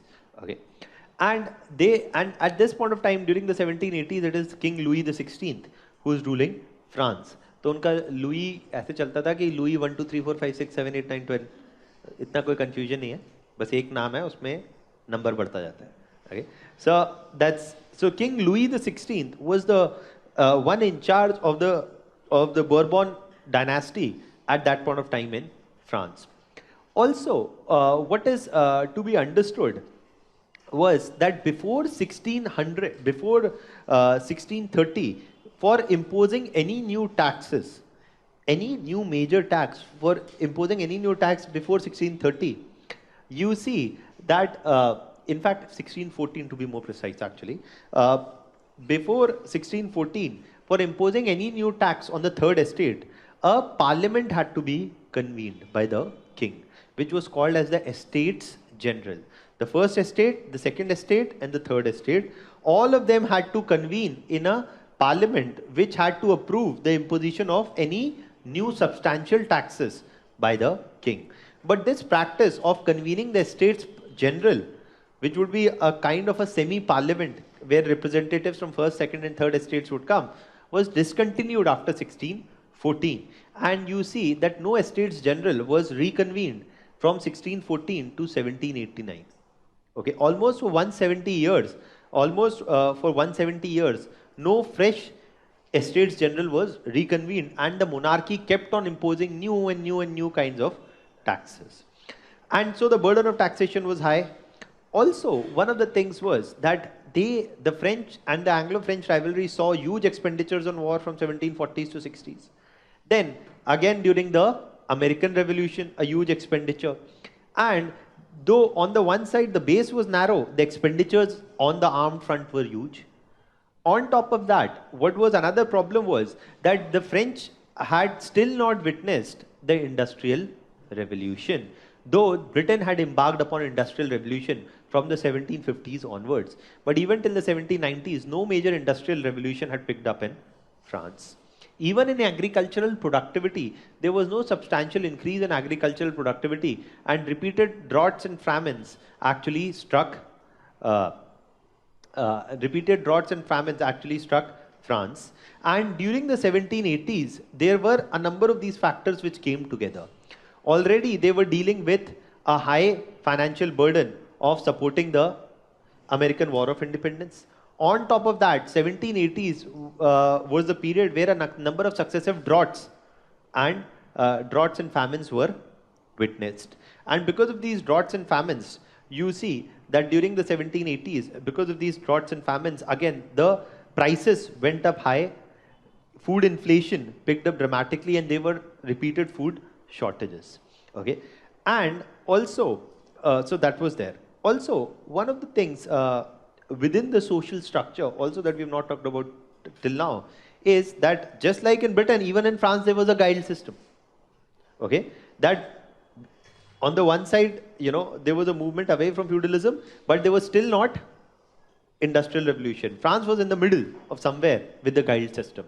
And the guild system also suffered, the guild system basically closely guarded the entry of new people into the profession. So basically, even not just the first and the second estates were socially of a higher status. Even, so, and in fact, the socially higher status of the first and second estate was also reflected in the fact that there was no rule of law. In fact, for the first and the second estate could escape punishment for any particular crime by paying a small financial fine. For example, the church could issue the letter of indulgences, and with these with these letter of indulgences that the church issued, any individual from the first and second estate who had committed a sin, either had committed a crime, a robbery, a sin, a murder, whatever, from a small to a big crime, whatever be the nature of crime, they could escape the penalty for that crime by paying a small fee, which would, with which they could obtain a letter of, they could obtain a formal letter from the church, which would, which would grant them, grant them a pardon because of these letter of indulgences. So basically, you could commit a crime, you could pay a small fine, and with this fine, you could buy a letter of indulgence, which would allow the church to pardon an individual from the first and second estate. So there was no equality before the law. And apart from no equality before the law, the guild system was such that it prevented the entry of new individuals within any particular profession. So even the freedom to practice any profession was not freely available. Okay, or the freedom to practice any profession was also not freely available. Why do you see that the Indian Constitution is talking of many of such things, equality before the law, the freedom and the right to practice a trade and profession of one's choice, right? All of that is, partly coming from experiences, partly, and aisa nahi hai ki India did not have such problems. We had problems with the caste system, a lot of these problems associated in our own way. So you see a similar problems were there as well. So that is why the French Revolution also talked about the ideas of liberty, equality and fraternity, right? Social equality basically meant that this estate system, or this estate system must come to an end and there must be equality before the law. Liberty included the freedom to practice profession as well of one's choice. And fraternity also said that if you have liberty and equality, then only you can have fraternity, or a feeling of belongingness to one common community. Okay. So these were all the background factors. Now, how did the French Revolution began is something that we'll talk about. But another major role was that of the leadership of those associated with the army itself. Okay, and those associated with the armed forces, because those soldiers who had participated in the American Revolution to support the American Revolution argued that similar ideas must be replicated within the French society as well. Now, let's first, before we write down the causes, you write down a timeline with me. And once we write down the timeline, then we'll write down the causes. Okay. And this is for the period from 1789 to 1792. Okay, only for, or let's put it from 1789 to 1794. Okay, that's the period that we're writing about first.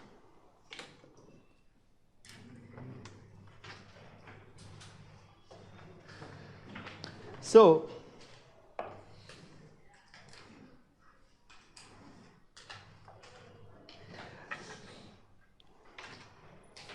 1789 to 1794. Because of all these problems that I've just discussed with you, basically what happens is that by 1789, because of the high burden of taxation, because of food inflation, because of no liberty to practice a profession of one's choice, because of the unequal base of taxation and the high expenditure and the lavish expenditure of the monarchy on its own lifestyle, along with that of the army, basically you see that the French financial position had deteriorated. Backed by successive droughts during the 1780s, the food prices were also high. So, in 1789, you see that the French king Louis the 16th decide or considered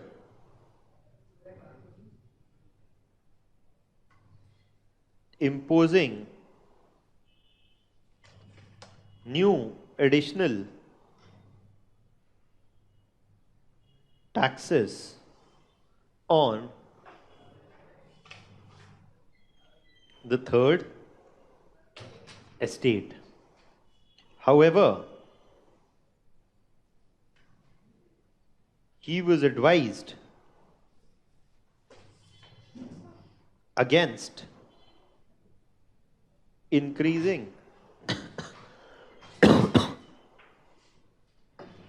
the burden of taxation on was advised against increasing the burden of taxation on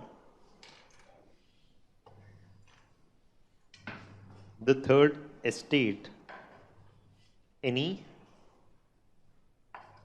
further. If he was given the advice by his finance minister, Jack Necker, okay, name is not important, but he was advised by his finance minister not to increase the burden of taxes any further on the third estate, rather increase the taxes on the first and impose taxes on the first and second estate.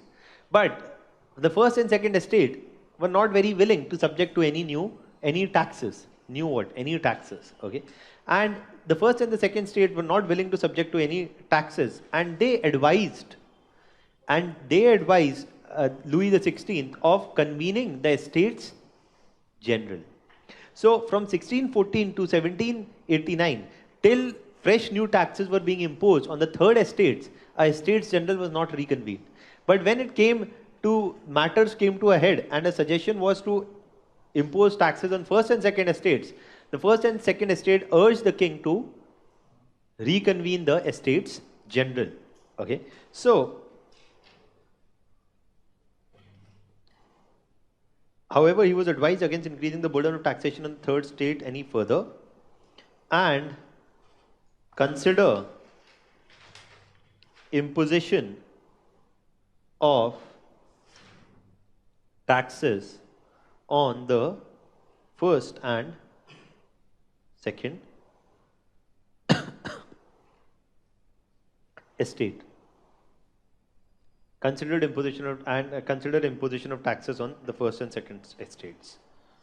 However, the clergy and nobility urged the king to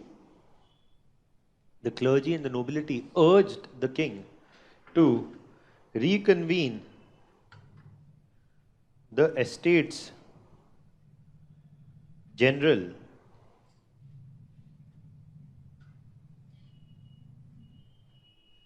to consider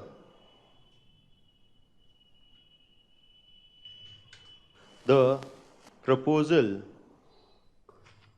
for imposition of new taxes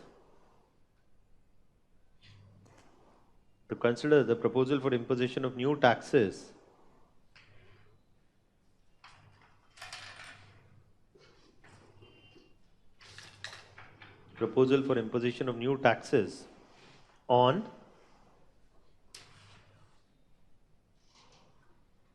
first and second estates. Now, what is happening after this?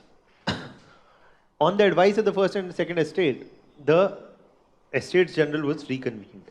Now, see, what was the structure was that the first estate, the second estate, the representatives of the first, the second, and the third estates were called. Okay? And these representatives, there were a total of 300 in the first estate, representatives from the first estate, 300 from the second estate, and 600 from the third estate. The rule of the, and these all would sit separately and vote on the proposal of imposition of new taxes on first and second estate. Now, these 300 representatives represented 1% of the population. They also represented 1% of the population, and they represented 98% of the population. Now, the rule was that if at all any two of the three opposed or supported a particular move, that move or that tax would be imposed. Basically, majority principle. So, if two of the three estates supported or rejected, then that proposal would go through.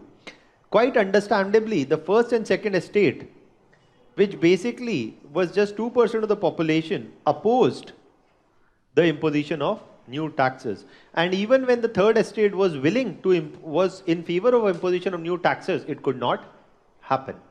So, though this was some weird twisted form of a consultative exercise, there was equal power that was given to the first and second estate, irrespective of their representation in the actual society. So quite understandably, it became very clear by when this parliament was reconvened that basically the first and second estates would outvote the third estate. Okay, and that is why the third estate demanded that rather than sitting separately and voting, all the three estates must sit together and vote. All the three estates must sit together and vote. And if they were to sit together and vote, then 600 would be the representatives from first and second estate, and 600 would be the representatives from the third estate. So they would break the monopoly of the first and second estate, thus pushing in the abolition of the imposition of taxes on first and second estate. So the third estate demanded that the Estates General must be reconvened, where a joint session is held of all the three estates together. But the first and second estates were not open to this. And at this point of time, when the third estates demanded a joint assembly, the king said, okay, we will reconvene a joint assembly after the lunch break, okay, in 1789. And after the lunch break, when the time came for reconvening a joint assembly, the entry of the third estates into the French parliament was banned, or they were disallowed entry into the the French parliament. And thus you see that before they could have a joint session, the entry of the third estate was of the representatives of the third estate was banned, and you see that they could not enter into the Estates General to discuss the question. At this point of time, the representatives of the third assembly of the third estate in 1789 in July, firstly in June 1789, firstly the third estate declared that it does not need the first and second estate. It is the representative of the people, and these 600 representatives are the ones who speak on behalf of the 98% of the population, and they don't need the first and second estate, and they declared themselves as the National Assembly. When they were disallowed an entry into the French Parliament, they reconvened in the adjoining tennis court close to the French Parliament and took what was called as the tennis court oath in June 1789. And with the tennis court oath of in June 1789, they declared themselves as the National Assembly, having the right to decide about the imposition of any new taxes or not. Okay, so this was an open act of defiance, and you see that this was an open act of defiance with which the National Assembly, the third estate, termed itself as the National Assembly. That is happening in June 1789. Now, obviously, the king and the first and the second estates are not going to simply look at this, and the king now calls in the army in Paris. Okay, in Paris, the army is called, and when the army is called, this information when reaches the National Assembly, the leaders of the National Assembly or the third estate now support a wider uprising, which was one which initially began on the issue of food shortages. Okay, and the high prices and food shortages because of the famines and droughts, and and because of these food shortages, this uprising was supported by the National Assembly. And you see that in July there is the storming of the Bastille. The Bastille prison was a French prison in the city of Paris, and this Bastille prison was the prison where a number of political prisoners were kept, and most importantly, a large number of arms were stored. Okay, and this prison was in Paris, and as there was anyways a shortage of food and people did come out on the street in large numbers, on the other side, the National Assembly supported this uprising, and the French army was sent in to crush this uprising.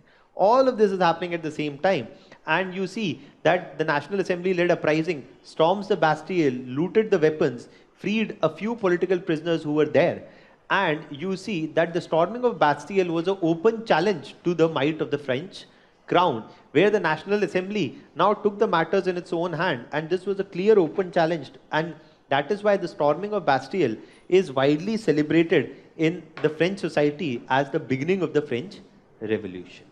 Okay, so the storming of Bastille is something that is happening. Now, with the storming of Bastille, it is becoming clear that the National Assembly is not going to bow down. And at this point of time, the king, Louis XVI, is the one who now says that, okay, we will have a joint session, okay, including the first and the second estates. And that is why by August 4th, you see that on August 4, a number of declarations were signed by this joint session, which marked an end from the era of the past. For example, feudalism was officially declared as abolished. The guild system was said to be done away with.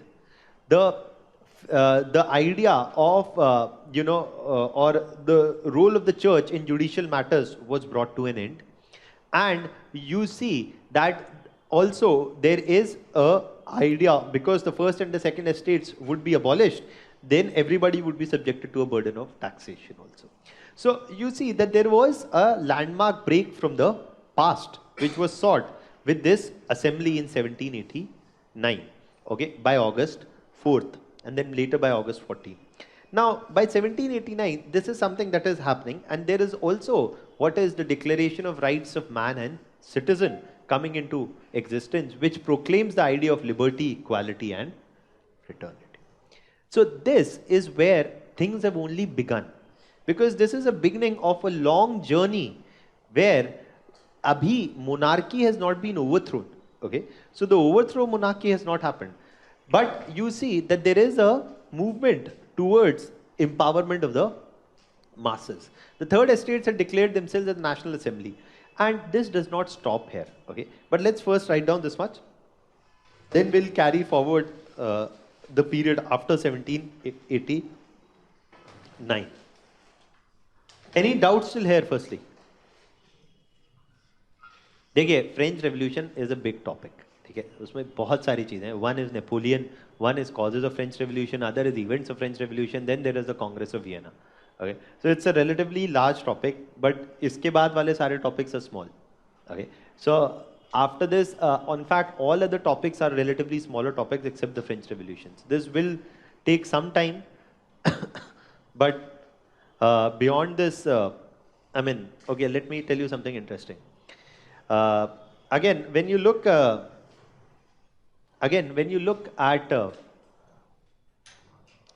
for example, you look at India today, the burden of taxation, again, is highly unequal, right? You see that the top 1% of the population is one which has 50% of the wealth, more than 50% of the wealth. Here, top 2% has 60%. In India, top 1% has more than 50%. Okay, so economic inequality is, and that is why if you look at, right, the Gini coefficient of India, you will find that among established democracies, India has the highest Gini coefficient in the world. Among established democracy, जहाँ होता है हर 5 साल में election, ऐसे नहीं कि एक बार हुआ फिर अगली बार नहीं हुआ. Okay, so those countries which have a remarkable degree of continuity of fresh and free and fair elections, India has the highest Gini coefficient. China also has a higher Gini coefficient than India, but China is not a democracy. Okay? So that's there. Now, basically, when you look in India also, there is a very high burden of taxation on the salaried middle class. And for example, forget GST, but you look at direct taxes, that is where the hollowness of the tax base comes out. It's hardly not even 5% of the population which pays direct tax. It's hardly 5% of the population which is paying direct tax. Why? Because of the reason that the business community as well as the highly salaried professionals or the big capitalist owners are the ones who escape paying any taxes at all. Okay, and the result is that the burden of direct taxation is falling on the salaried middle class. The agrarian sector is completely in crisis. They cannot afford to pay the taxes. Okay, apart from those big politicians who have few lands and they convert their other income into and show it as agrarian income. But the agrarian worker has no ability to pay taxes. And how much of the GDP does agrarian contribute? 90. No, the contribution of agrarian, of agriculture to Indian GDP is how much? No, it's not 2% also. It's roughly in the tune of 15 to 20%. And it contributes to almost 50% of the population, right? At the same point of time, when you look at manufacturing, it is contributing 16%, right, of the GDP. And again, roughly, it contributes, 16% of the GDP and 20% of the population. So even the wages of the workers in the industrial sector are not very high. Okay, so even they do not have the ability to pay that much of taxes. But who is paying then the direct tax? The direct tax is being paid by the salaried middle class, okay, which is paying the direct taxes. Okay, but where is the major share of the GDP is in the services sector. But the services sector is the one where you see that most of these owners of big industries and these companies themselves pay little tax. Corporate tax is there, okay, and so is direct tax, and then there is indirect tax, okay. But direct income tax paid by individuals is substantially only being paid by the salaried middle class. The contribution of corporate tax is also not very great, and majority it is either the indirect tax, things like, excise tax, service tax, petrol tax, this tax, that tax, every tax, all the indirect taxes, and the income tax, which is being paid only by, and that is why when you look at the direct tax to GDP ratio in India, it is one of the lowest in the world. Okay, tax to GDP ही हमारा बहुत खराब है. Okay, it's almost roughly around 10%, 10.5 around percent of the is the tax to GDP ratio, which is one of the lowest. Okay, in the in mature economies. At the same point of time, this tax to GDP is to be broken into direct and indirect taxes. When you look at the direct tax to GDP ratio, it is even lesser. And that is why also it has been time and again argued that if the taxation system has to be made more just, GST is not going to do it. What is going to do it is a reform of direct taxation. Okay? So that's there. Now, I mean, so if you look, one of the things is that we, at least the salaried middle class, suffers from a very high burden of taxes in India as well. Now, let's, write down, I can go on and on about it, but again, it's not needed. Now, basically, if you, let's complete what we need to write here is, however, the clergy and nobility argued that the king urged the king to reconvene the Estates General to consider the proposal for imposition of new taxes in the first and second estate.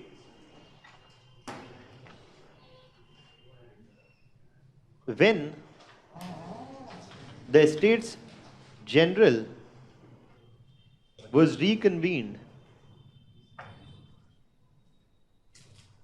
the first and second estates sitting separately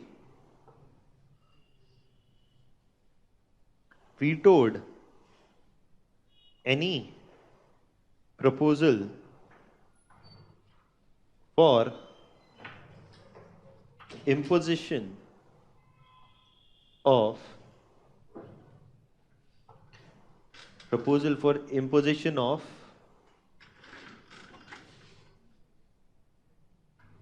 new taxes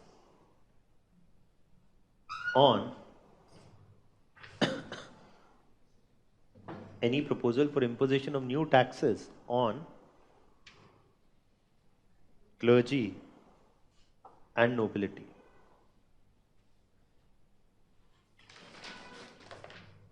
Thus, the third estate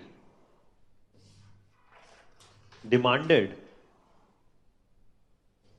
a convening of a joint assembly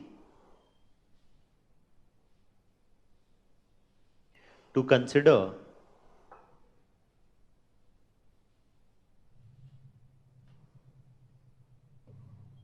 any fresh proposals. To consider any fresh proposals. Okay? That's something that they demanded.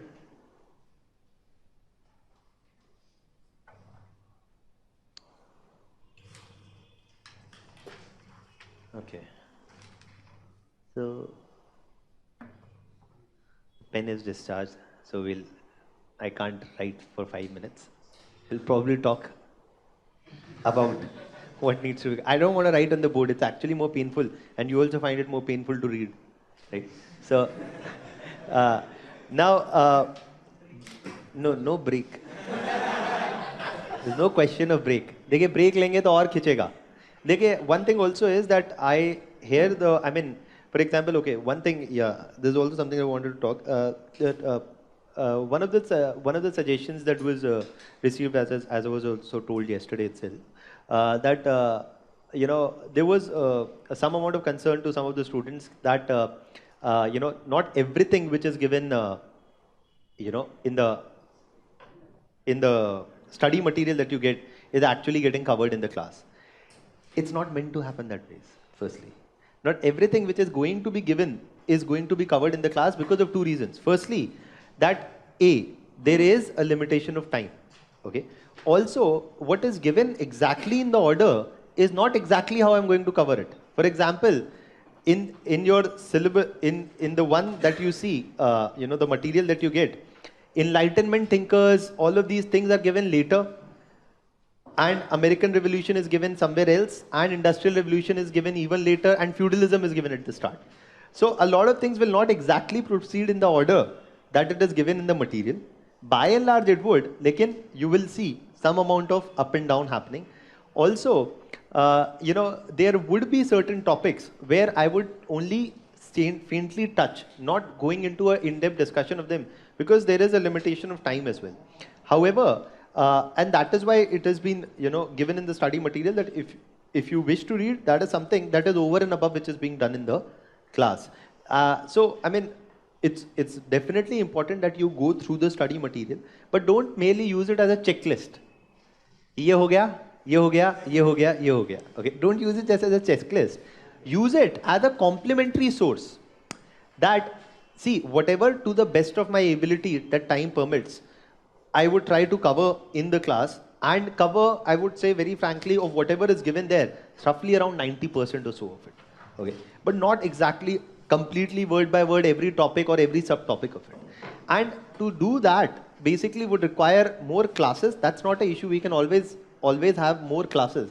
But one thing that you must remember, that comprehensiveness at the cost of dispersing yourself too thinly must never happen in UPSC. To read, that is what basically I'm saying is that to read one fringe topic, you cannot be wasting 2 hours. Why? Because you have a lot of other things to cover also. So in the quest for comprehensiveness, it will become so wide that it will become unwieldy for you to revise also later. So the whole, how do you approach this problem then, is that if at all there is something that is not covered in the class, and because whatever is important, whatever has been asked before or is likely to be asked, something that I would cover. But over and above things, for example, say about Africa, okay, or some details about Africa. So as I told you, even the question which came this year could be written with other knowledge of world history, even without discussing Africa in general. One was from NAM. Other things also, for example, we'll talk about the Moroccan crisis, okay, later in World War I. That was Morocco also. अगर बस इतना map में पता होना चाहिए कि Morocco north Africa में आता है, बस इतना ही पता होना चाहिए क्योंकि Moroccan crisis is something that we discuss very strongly in World War I as one of the causes. Okay, even if you know that much, that is enough. So a lot of things can be answered even with an application of what you know. Need not be discussed everything word by word in the class. So for example, I've told you about enlightenment, right? In your study material, you will find a few pages given about enlightenment. Now if I have to dictate, I cannot be taking one class on enlightenment, Renaissance and all of that, because that painfully, increases the time period. So there will be, a part restriction on covering everything, but so as to ensure more time is given on things which are more important, and the less important things which I'm leaving behind, if you wish, you can read them from the document, and if you have doubts, come with me. I'm there after the class.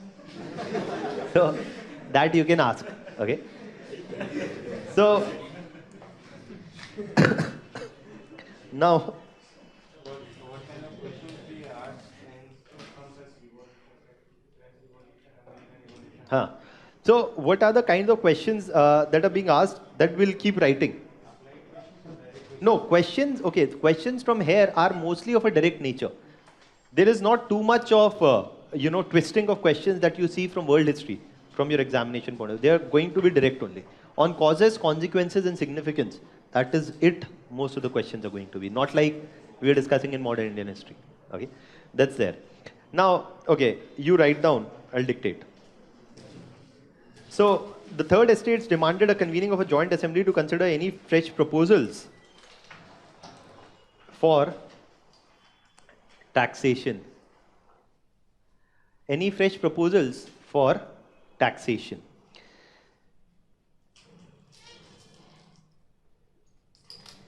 The next point that you write is that on being denied an entry upon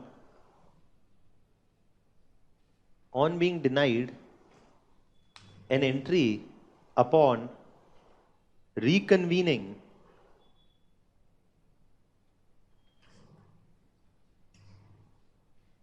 on being denied an entry upon reconvening in June 1789, the third estate assembled in the nearby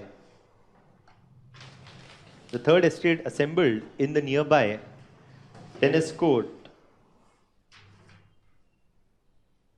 to declare themselves as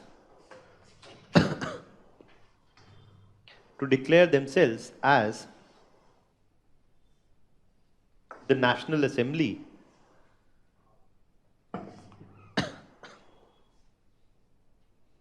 with the tennis court oath.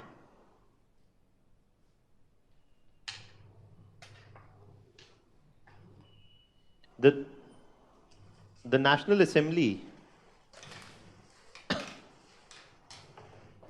argued that it represented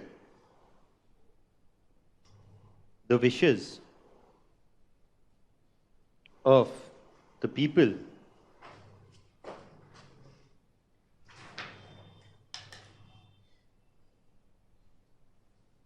and supported imposition of new taxes on first and second estate.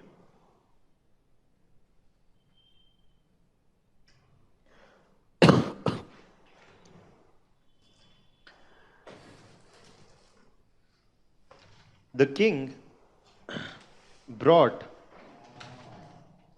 in the French army to deal with the public protests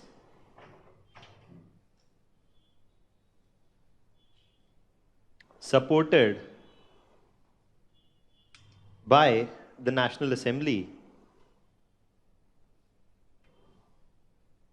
supported by the National Assembly,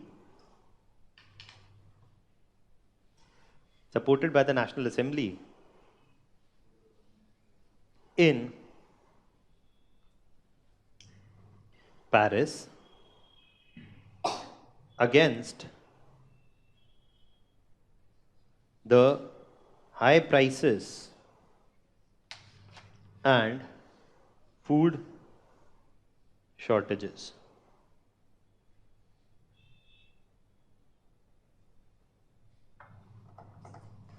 July 1789 saw the storming of the storming of the Bastille, the storming of the Bastille by an uprising led by National Assembly in Paris.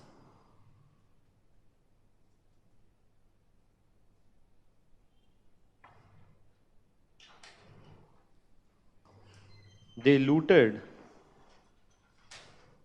the weapons and freed the political prisoners,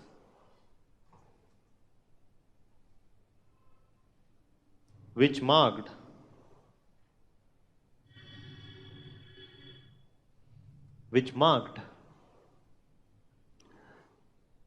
an open challenge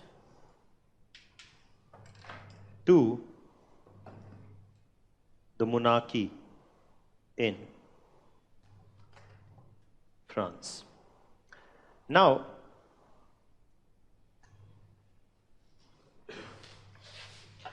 in August 4 and then August 14th, 1789,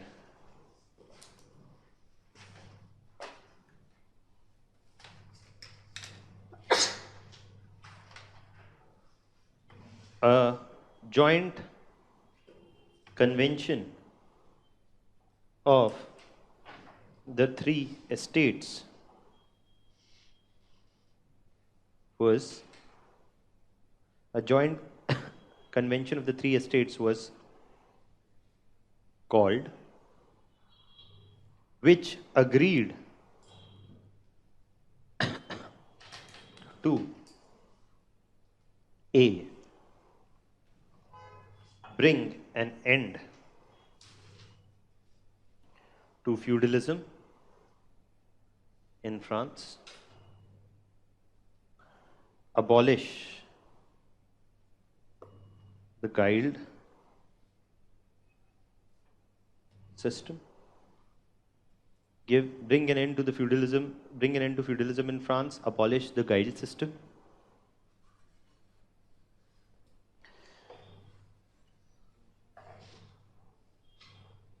abolish the role of church in judicial and political matters,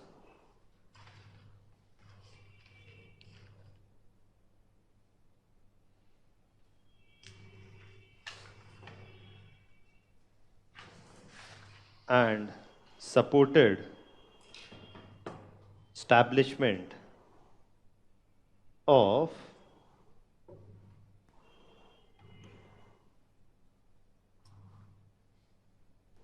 constitutional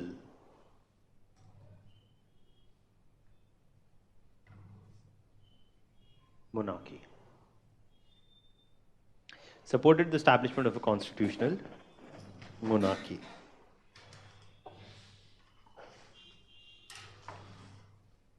Also, a provisional government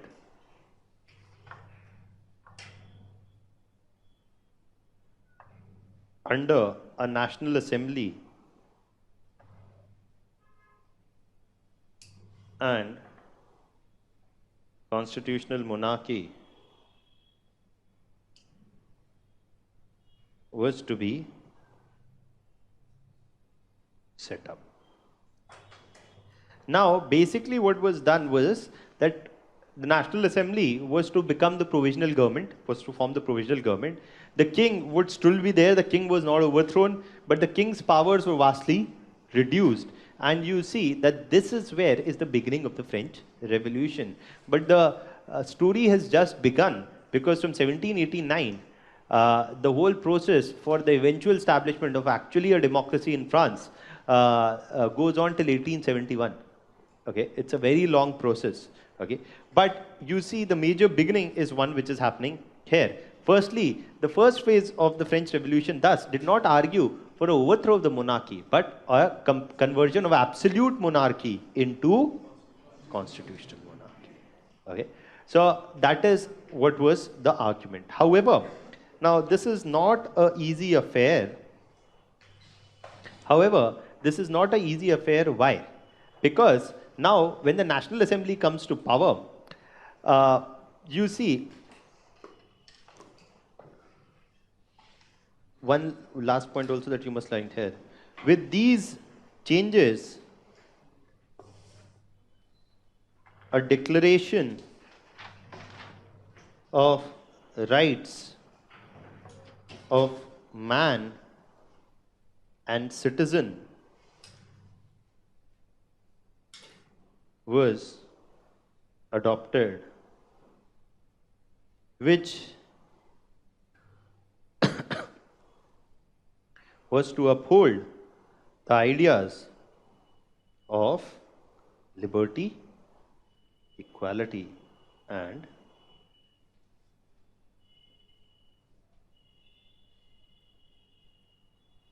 fraternity. Okay.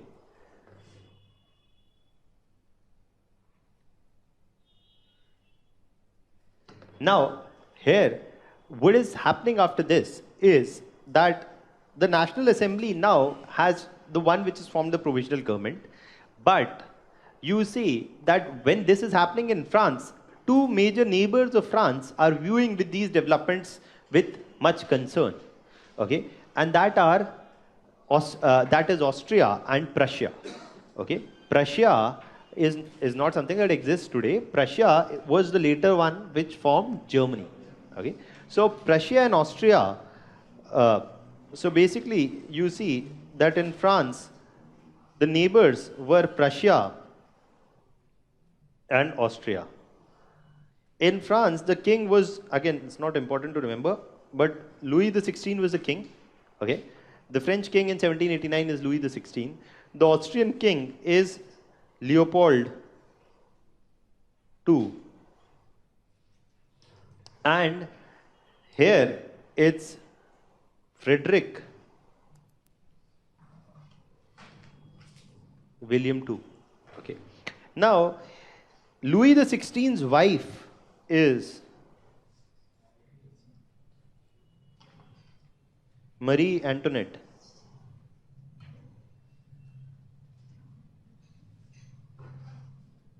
And Marie Antoinette, she is the sister of Leopold, King Leopold II of Austria. So Louis XVI क्या हुआ? CSAT. Brother-in-law, right? So Louis XVI is brother-in-law of Leopold. So while the powers of Louis XVI are being vastly curtailed, this is something which is being viewed with much concern in both Prussia and Austria. Why? Because of two reasons. Prussia and Austria do not want such ideas to be imbibed by their subjects, because these are also monarchies. Already there was the American Revolution. Now 10 years later, similar thing is going to happen in France. But American Revolution was at least afar. If something was of such a domestic upheaval was to happen in France, then Austria and this could inspire similar movements across Austria and Prussia as well. So they wanted that Austria and Prussia did not want the monarchy to be reduced to nothing in France. Okay. Also, King Louis XVI was related to Austria. Okay. And at this point of time, in 1790, and though the provisional government came, the provisional government was established by the National Assembly after 1789 onwards. By 1791, you see the declaration of Pillnitz. Okay, and with the declaration of Pillnitz, basically Prussia and Austria declared that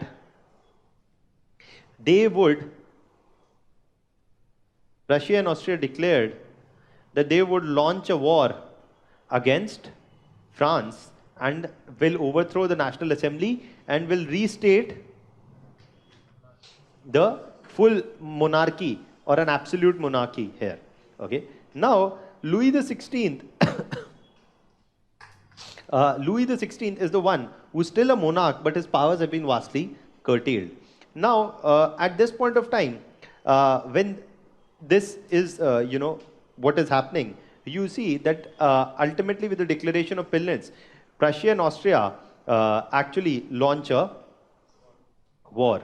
Okay. Now, before this, France had already planned, the National Assembly had already planned, though the National Assembly had come into power, it was still dealing with a lot of problems. Even though they had vastly reduced the power of the king, the major concerns of the people were yet to be addressed. What were the major concerns of people? Why all of this is happening? Because the burden taxation and all of that is there. But the immediate reason is actually food shortages, okay, and high prices and inflation. So these food shortages, high prices, inflation were yet to be solved significantly, and agricultural produce was yet to pick up. Industrial produce was yet to pick up. So major of the problems were still not addressed, and at this point of time, the National Assembly decided to actually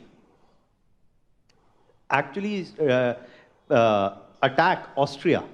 Before Austria and Prussia declared, the National Assembly was planning or was considering whether or not to attack Austria. Why? Because they could plunder Austria and loot basically some of the wealth to deal with their economic crisis back home, and also probably export the similar ideas which had taken hold in France. But even before that could happen, Prussia and Austria joined hands and with the declaration of Pillnitz attacked France.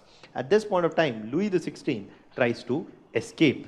And Louis XVI tries to escape and tries to escape to Austria. However, this escape is unsuccessful and he is captured by the National Assembly and brought back to Paris. Okay. Now, he is brought back to Paris, but this potential escape that Louis XVI was planning shook the faith of the masses in the Bourbon dynasty. And you see that now is the time when you see that Louis XVI's time has come. And now, basically, you see that in 1789, those who had formed the National Assembly, they were one of the sections who had led the French Revolution.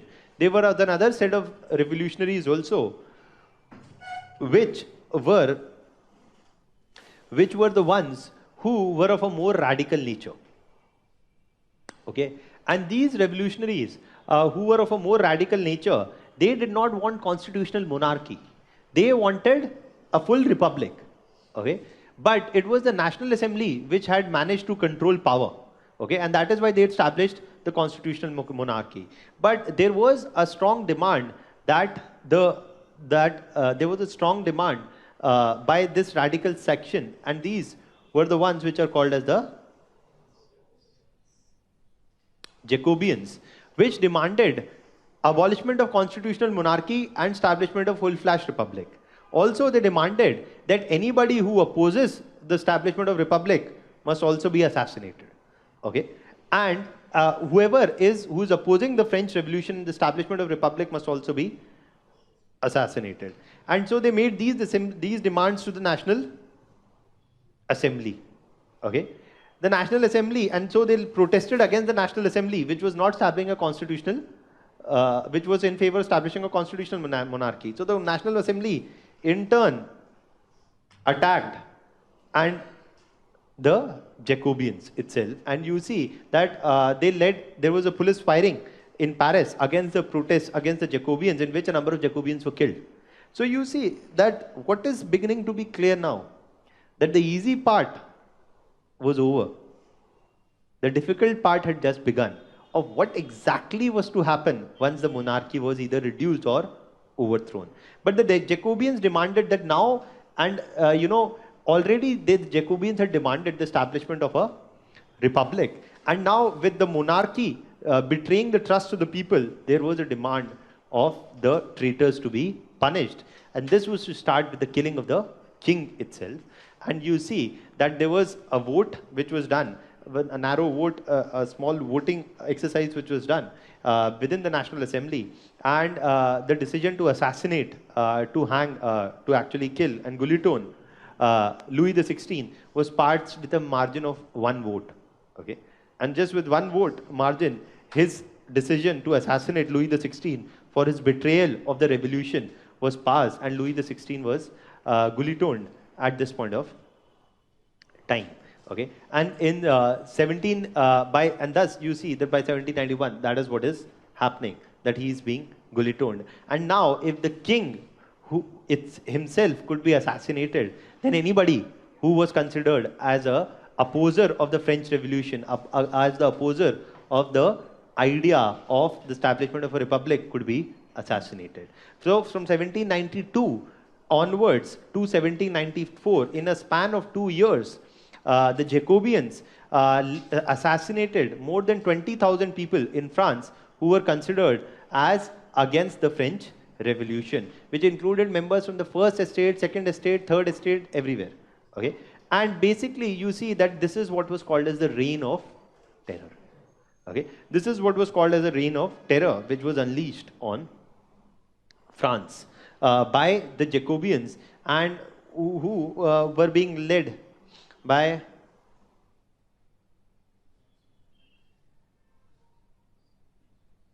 Maximil Robespierre.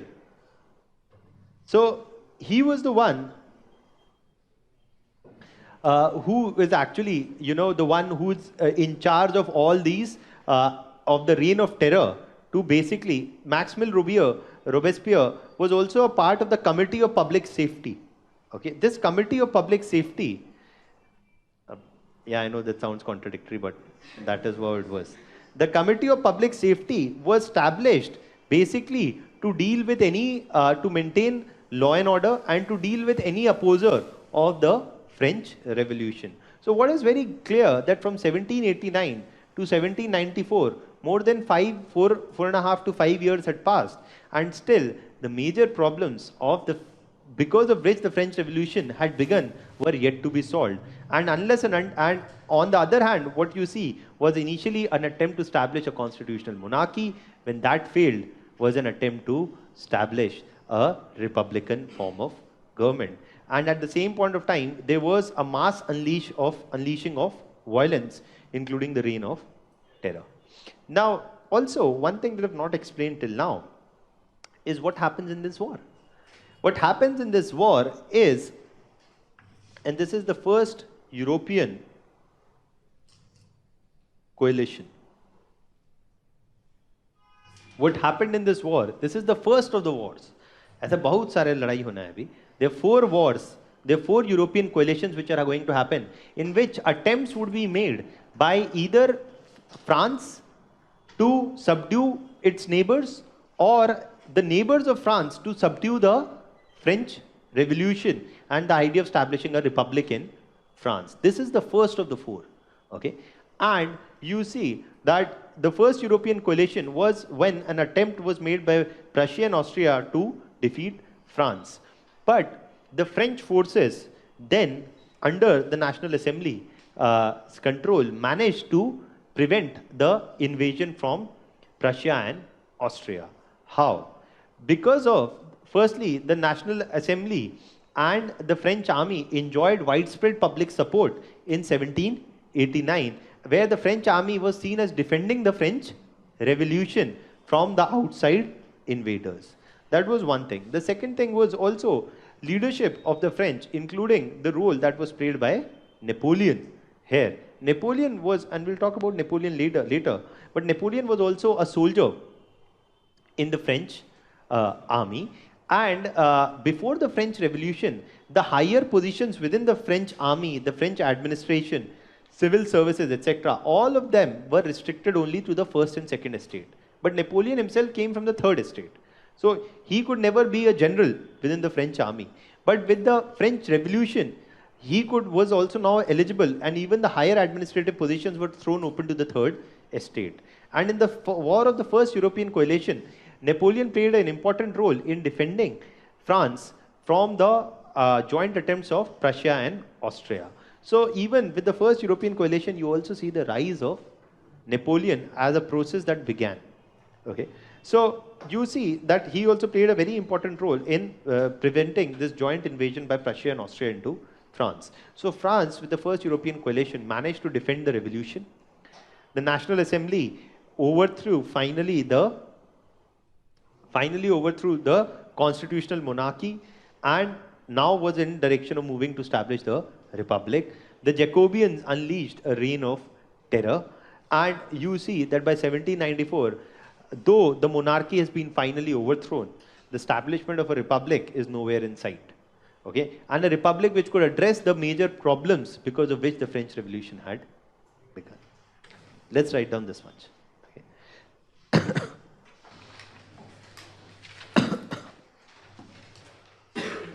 So Austria and Prussia are trying to help Louis XVI. Then why is he trying to escape from France?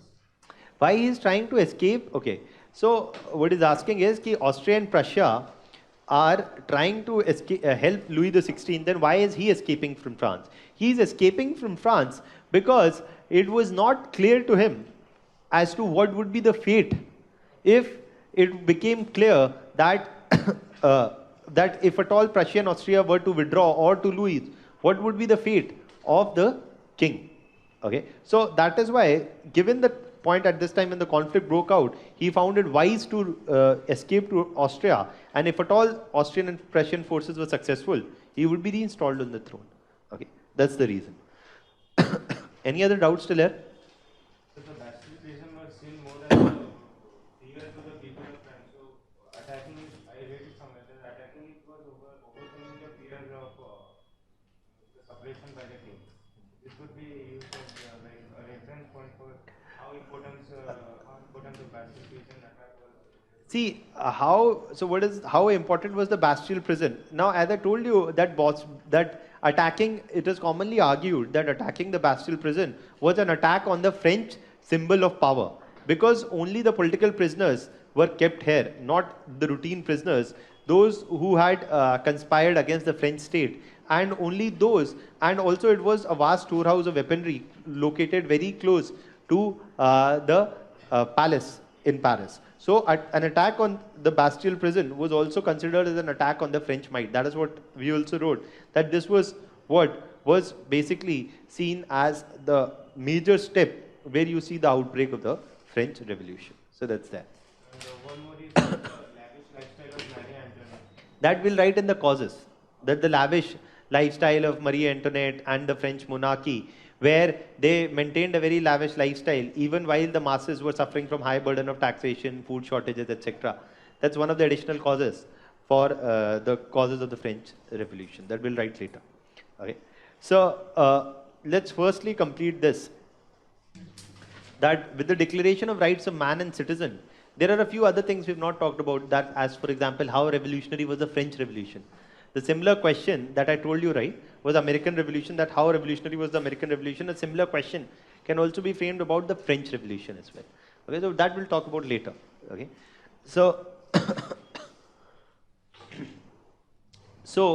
what is seen is that after this, from in 1791, just a second, where did we stop? Yeah, so yeah, I just saw that. So in 1791, we see that with the declaration of Pillnitz,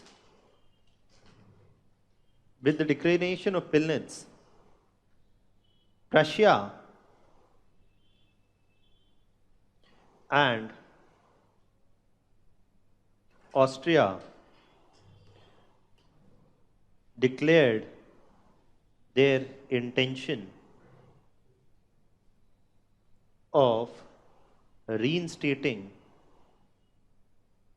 monarchy.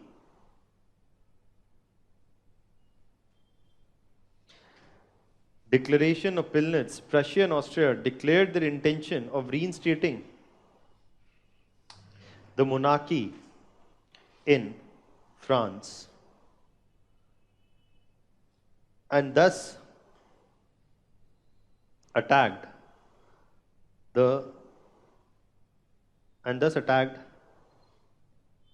France. The French forces managed to repel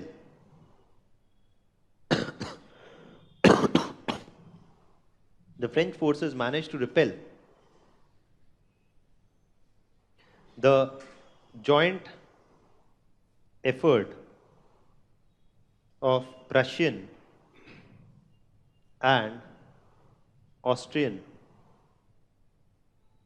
forces and defended the National Assembly's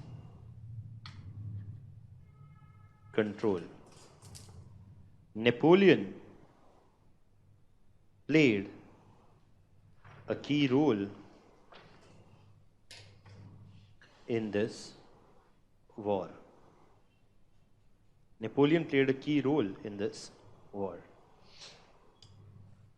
Now, what also happens after this is that in 1792,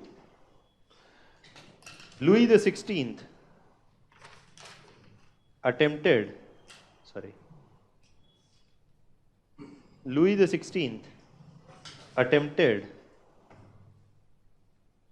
to escape from France to Austria. He was captured and brought back to Paris, where he was eventually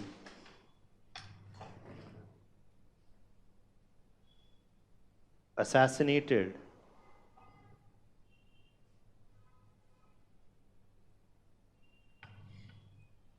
by the Committee of Public Safety,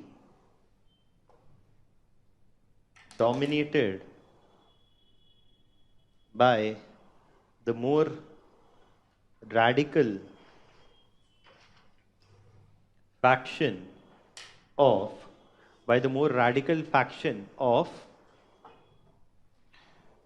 French Revolution, that is the Jacobians.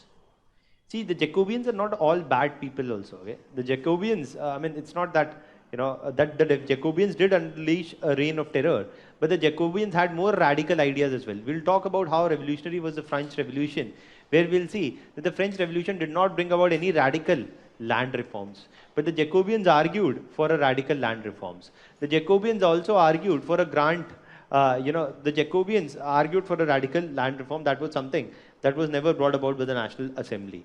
So, so the demands were radical, and also their approach was authoritarian in many ways, but they were both the sides, to them. Now, basically, that is something that is happening in 1792. From 1792 to 1794, a reign of terror was unleashed by the Jacobians, in which more than 20,000 people coming from the first, second, and third estates, those who were perceived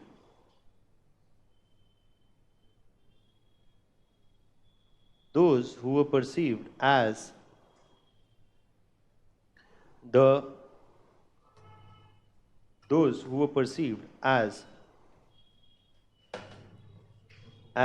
a threat to the French Revolution were assassinated. Okay? So, that's something which is happening here. Now,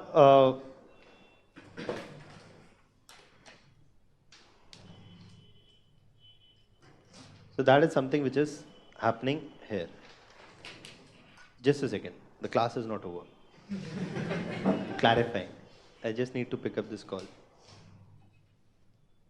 We'll carry on for 15 more minutes. 15.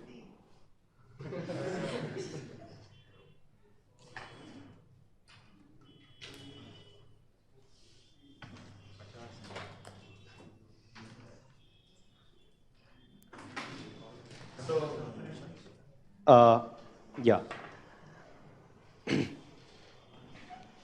Basically, so that's something that is there. Now,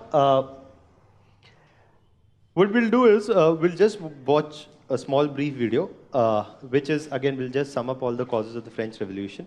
And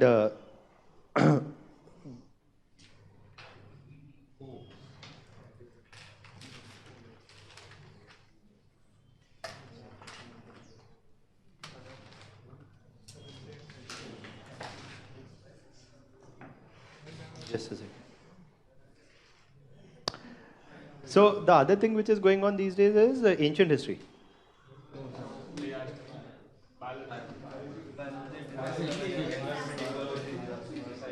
See, environment and ecology is very important, okay? It's supremely important for your prelims examination, okay? And though it's another matter that at times the questions are so tough that you just can't help it, okay? In terms of any environmental legislation or conference, etc.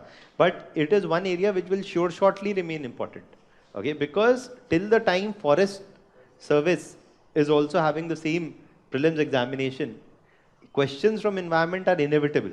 Okay, so that's one thing that you should probably continue with great emphasis. And उसमें भी दोनों चीजें important है. One is your whole thing of environmental legislations.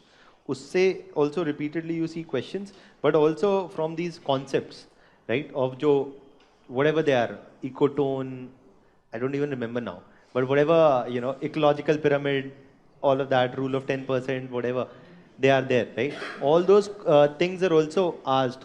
And as far as one thing is concerned, okay, remembering name of endangered species, etc., is not that important. Okay, उसमें से अगर एक question आ भी रहा है और आप 100 नाम आपको रिमेंबर करना है तो it's not possible. Okay, even if you have some faint idea, you can make a guess. हो गया सही तो ठीक है. Otherwise, that's not something that you must because I've seen a lot of students wasting unnecessary time on sir which names to remember. It's nobody can tell with surety. If something is coming in the newspaper, maximum you can look at that. But the more important are the concepts.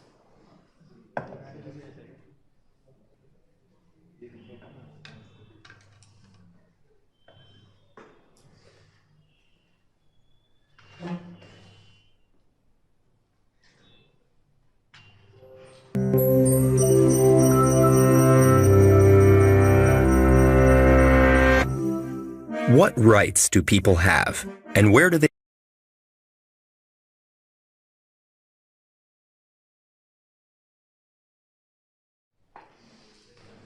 So, okay, and polity has been done, economy, geography also done. So by and large, a lot of things have been, society also done. So रह क्या गया? Ethics. Okay. IR, post-independence, ethics. Okay. So Neeraj sir has taken culture. Yes, sir. हाँ. Culture हो गया, लेकिन ancient अभी नहीं हुआ है. Maybe that is starting from it. Okay, and ethics is going to start in November. I think November. I think the first thing that's starting in November when Suraj sir is available, I think is ethics itself. So, when is your course due to get completed? January, Feb 10. So then obviously you have enough time. हो जाएगा.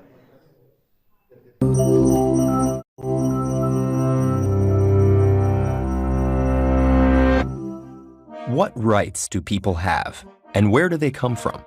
Who gets to make decisions for others, and on what authority? And how can we organize society to meet people's needs? These questions challenged an entire nation during the upheaval of the French Revolution. By the end of the 18th century, Europe had undergone a profound intellectual and cultural shift known as the Enlightenment. Philosophers and artists promoted reason and human freedom over tradition and religion.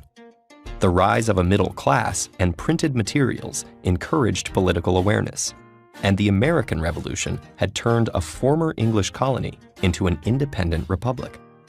Yet France, one of the largest and richest countries in Europe, was still governed by an ancient regime of 3 rigid social classes called estates. The monarch, King Louis XVI, based his authority on divine right and granted special privileges to the first and second estates, the Catholic clergy and the nobles. The third estate, middle-class merchants and craftsmen, as well as over 20 million peasants, had far less power. And they were the only ones who paid taxes, not just to the king, but to the other estates as well.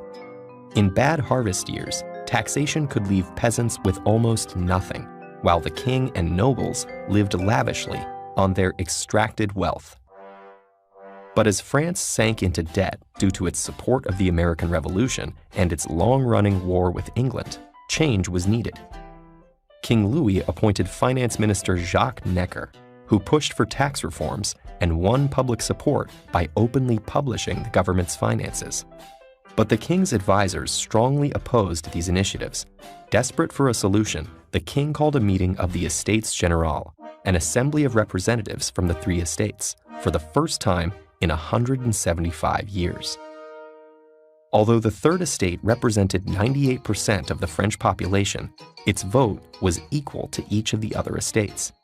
And unsurprisingly, both of the upper classes favored keeping their privileges.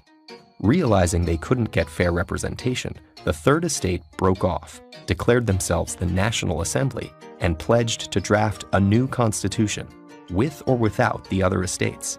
King Louis ordered the First and Second Estates to meet with the National Assembly, but he also dismissed Necker, his popular finance minister. In response, thousands of outraged Parisians joined with sympathetic soldiers to storm the Bastille prison, a symbol of royal power and a large storehouse of weapons. The revolution had begun. As rebellion spread throughout the country, the feudal system was abolished. The Assembly's Declaration of the Rights of Man and Citizen proclaimed a radical idea for the time: that individual rights and freedoms were fundamental to human nature, and government existed only to protect them. Their privileges gone, many nobles fled abroad, begging foreign rulers to invade France and restore order.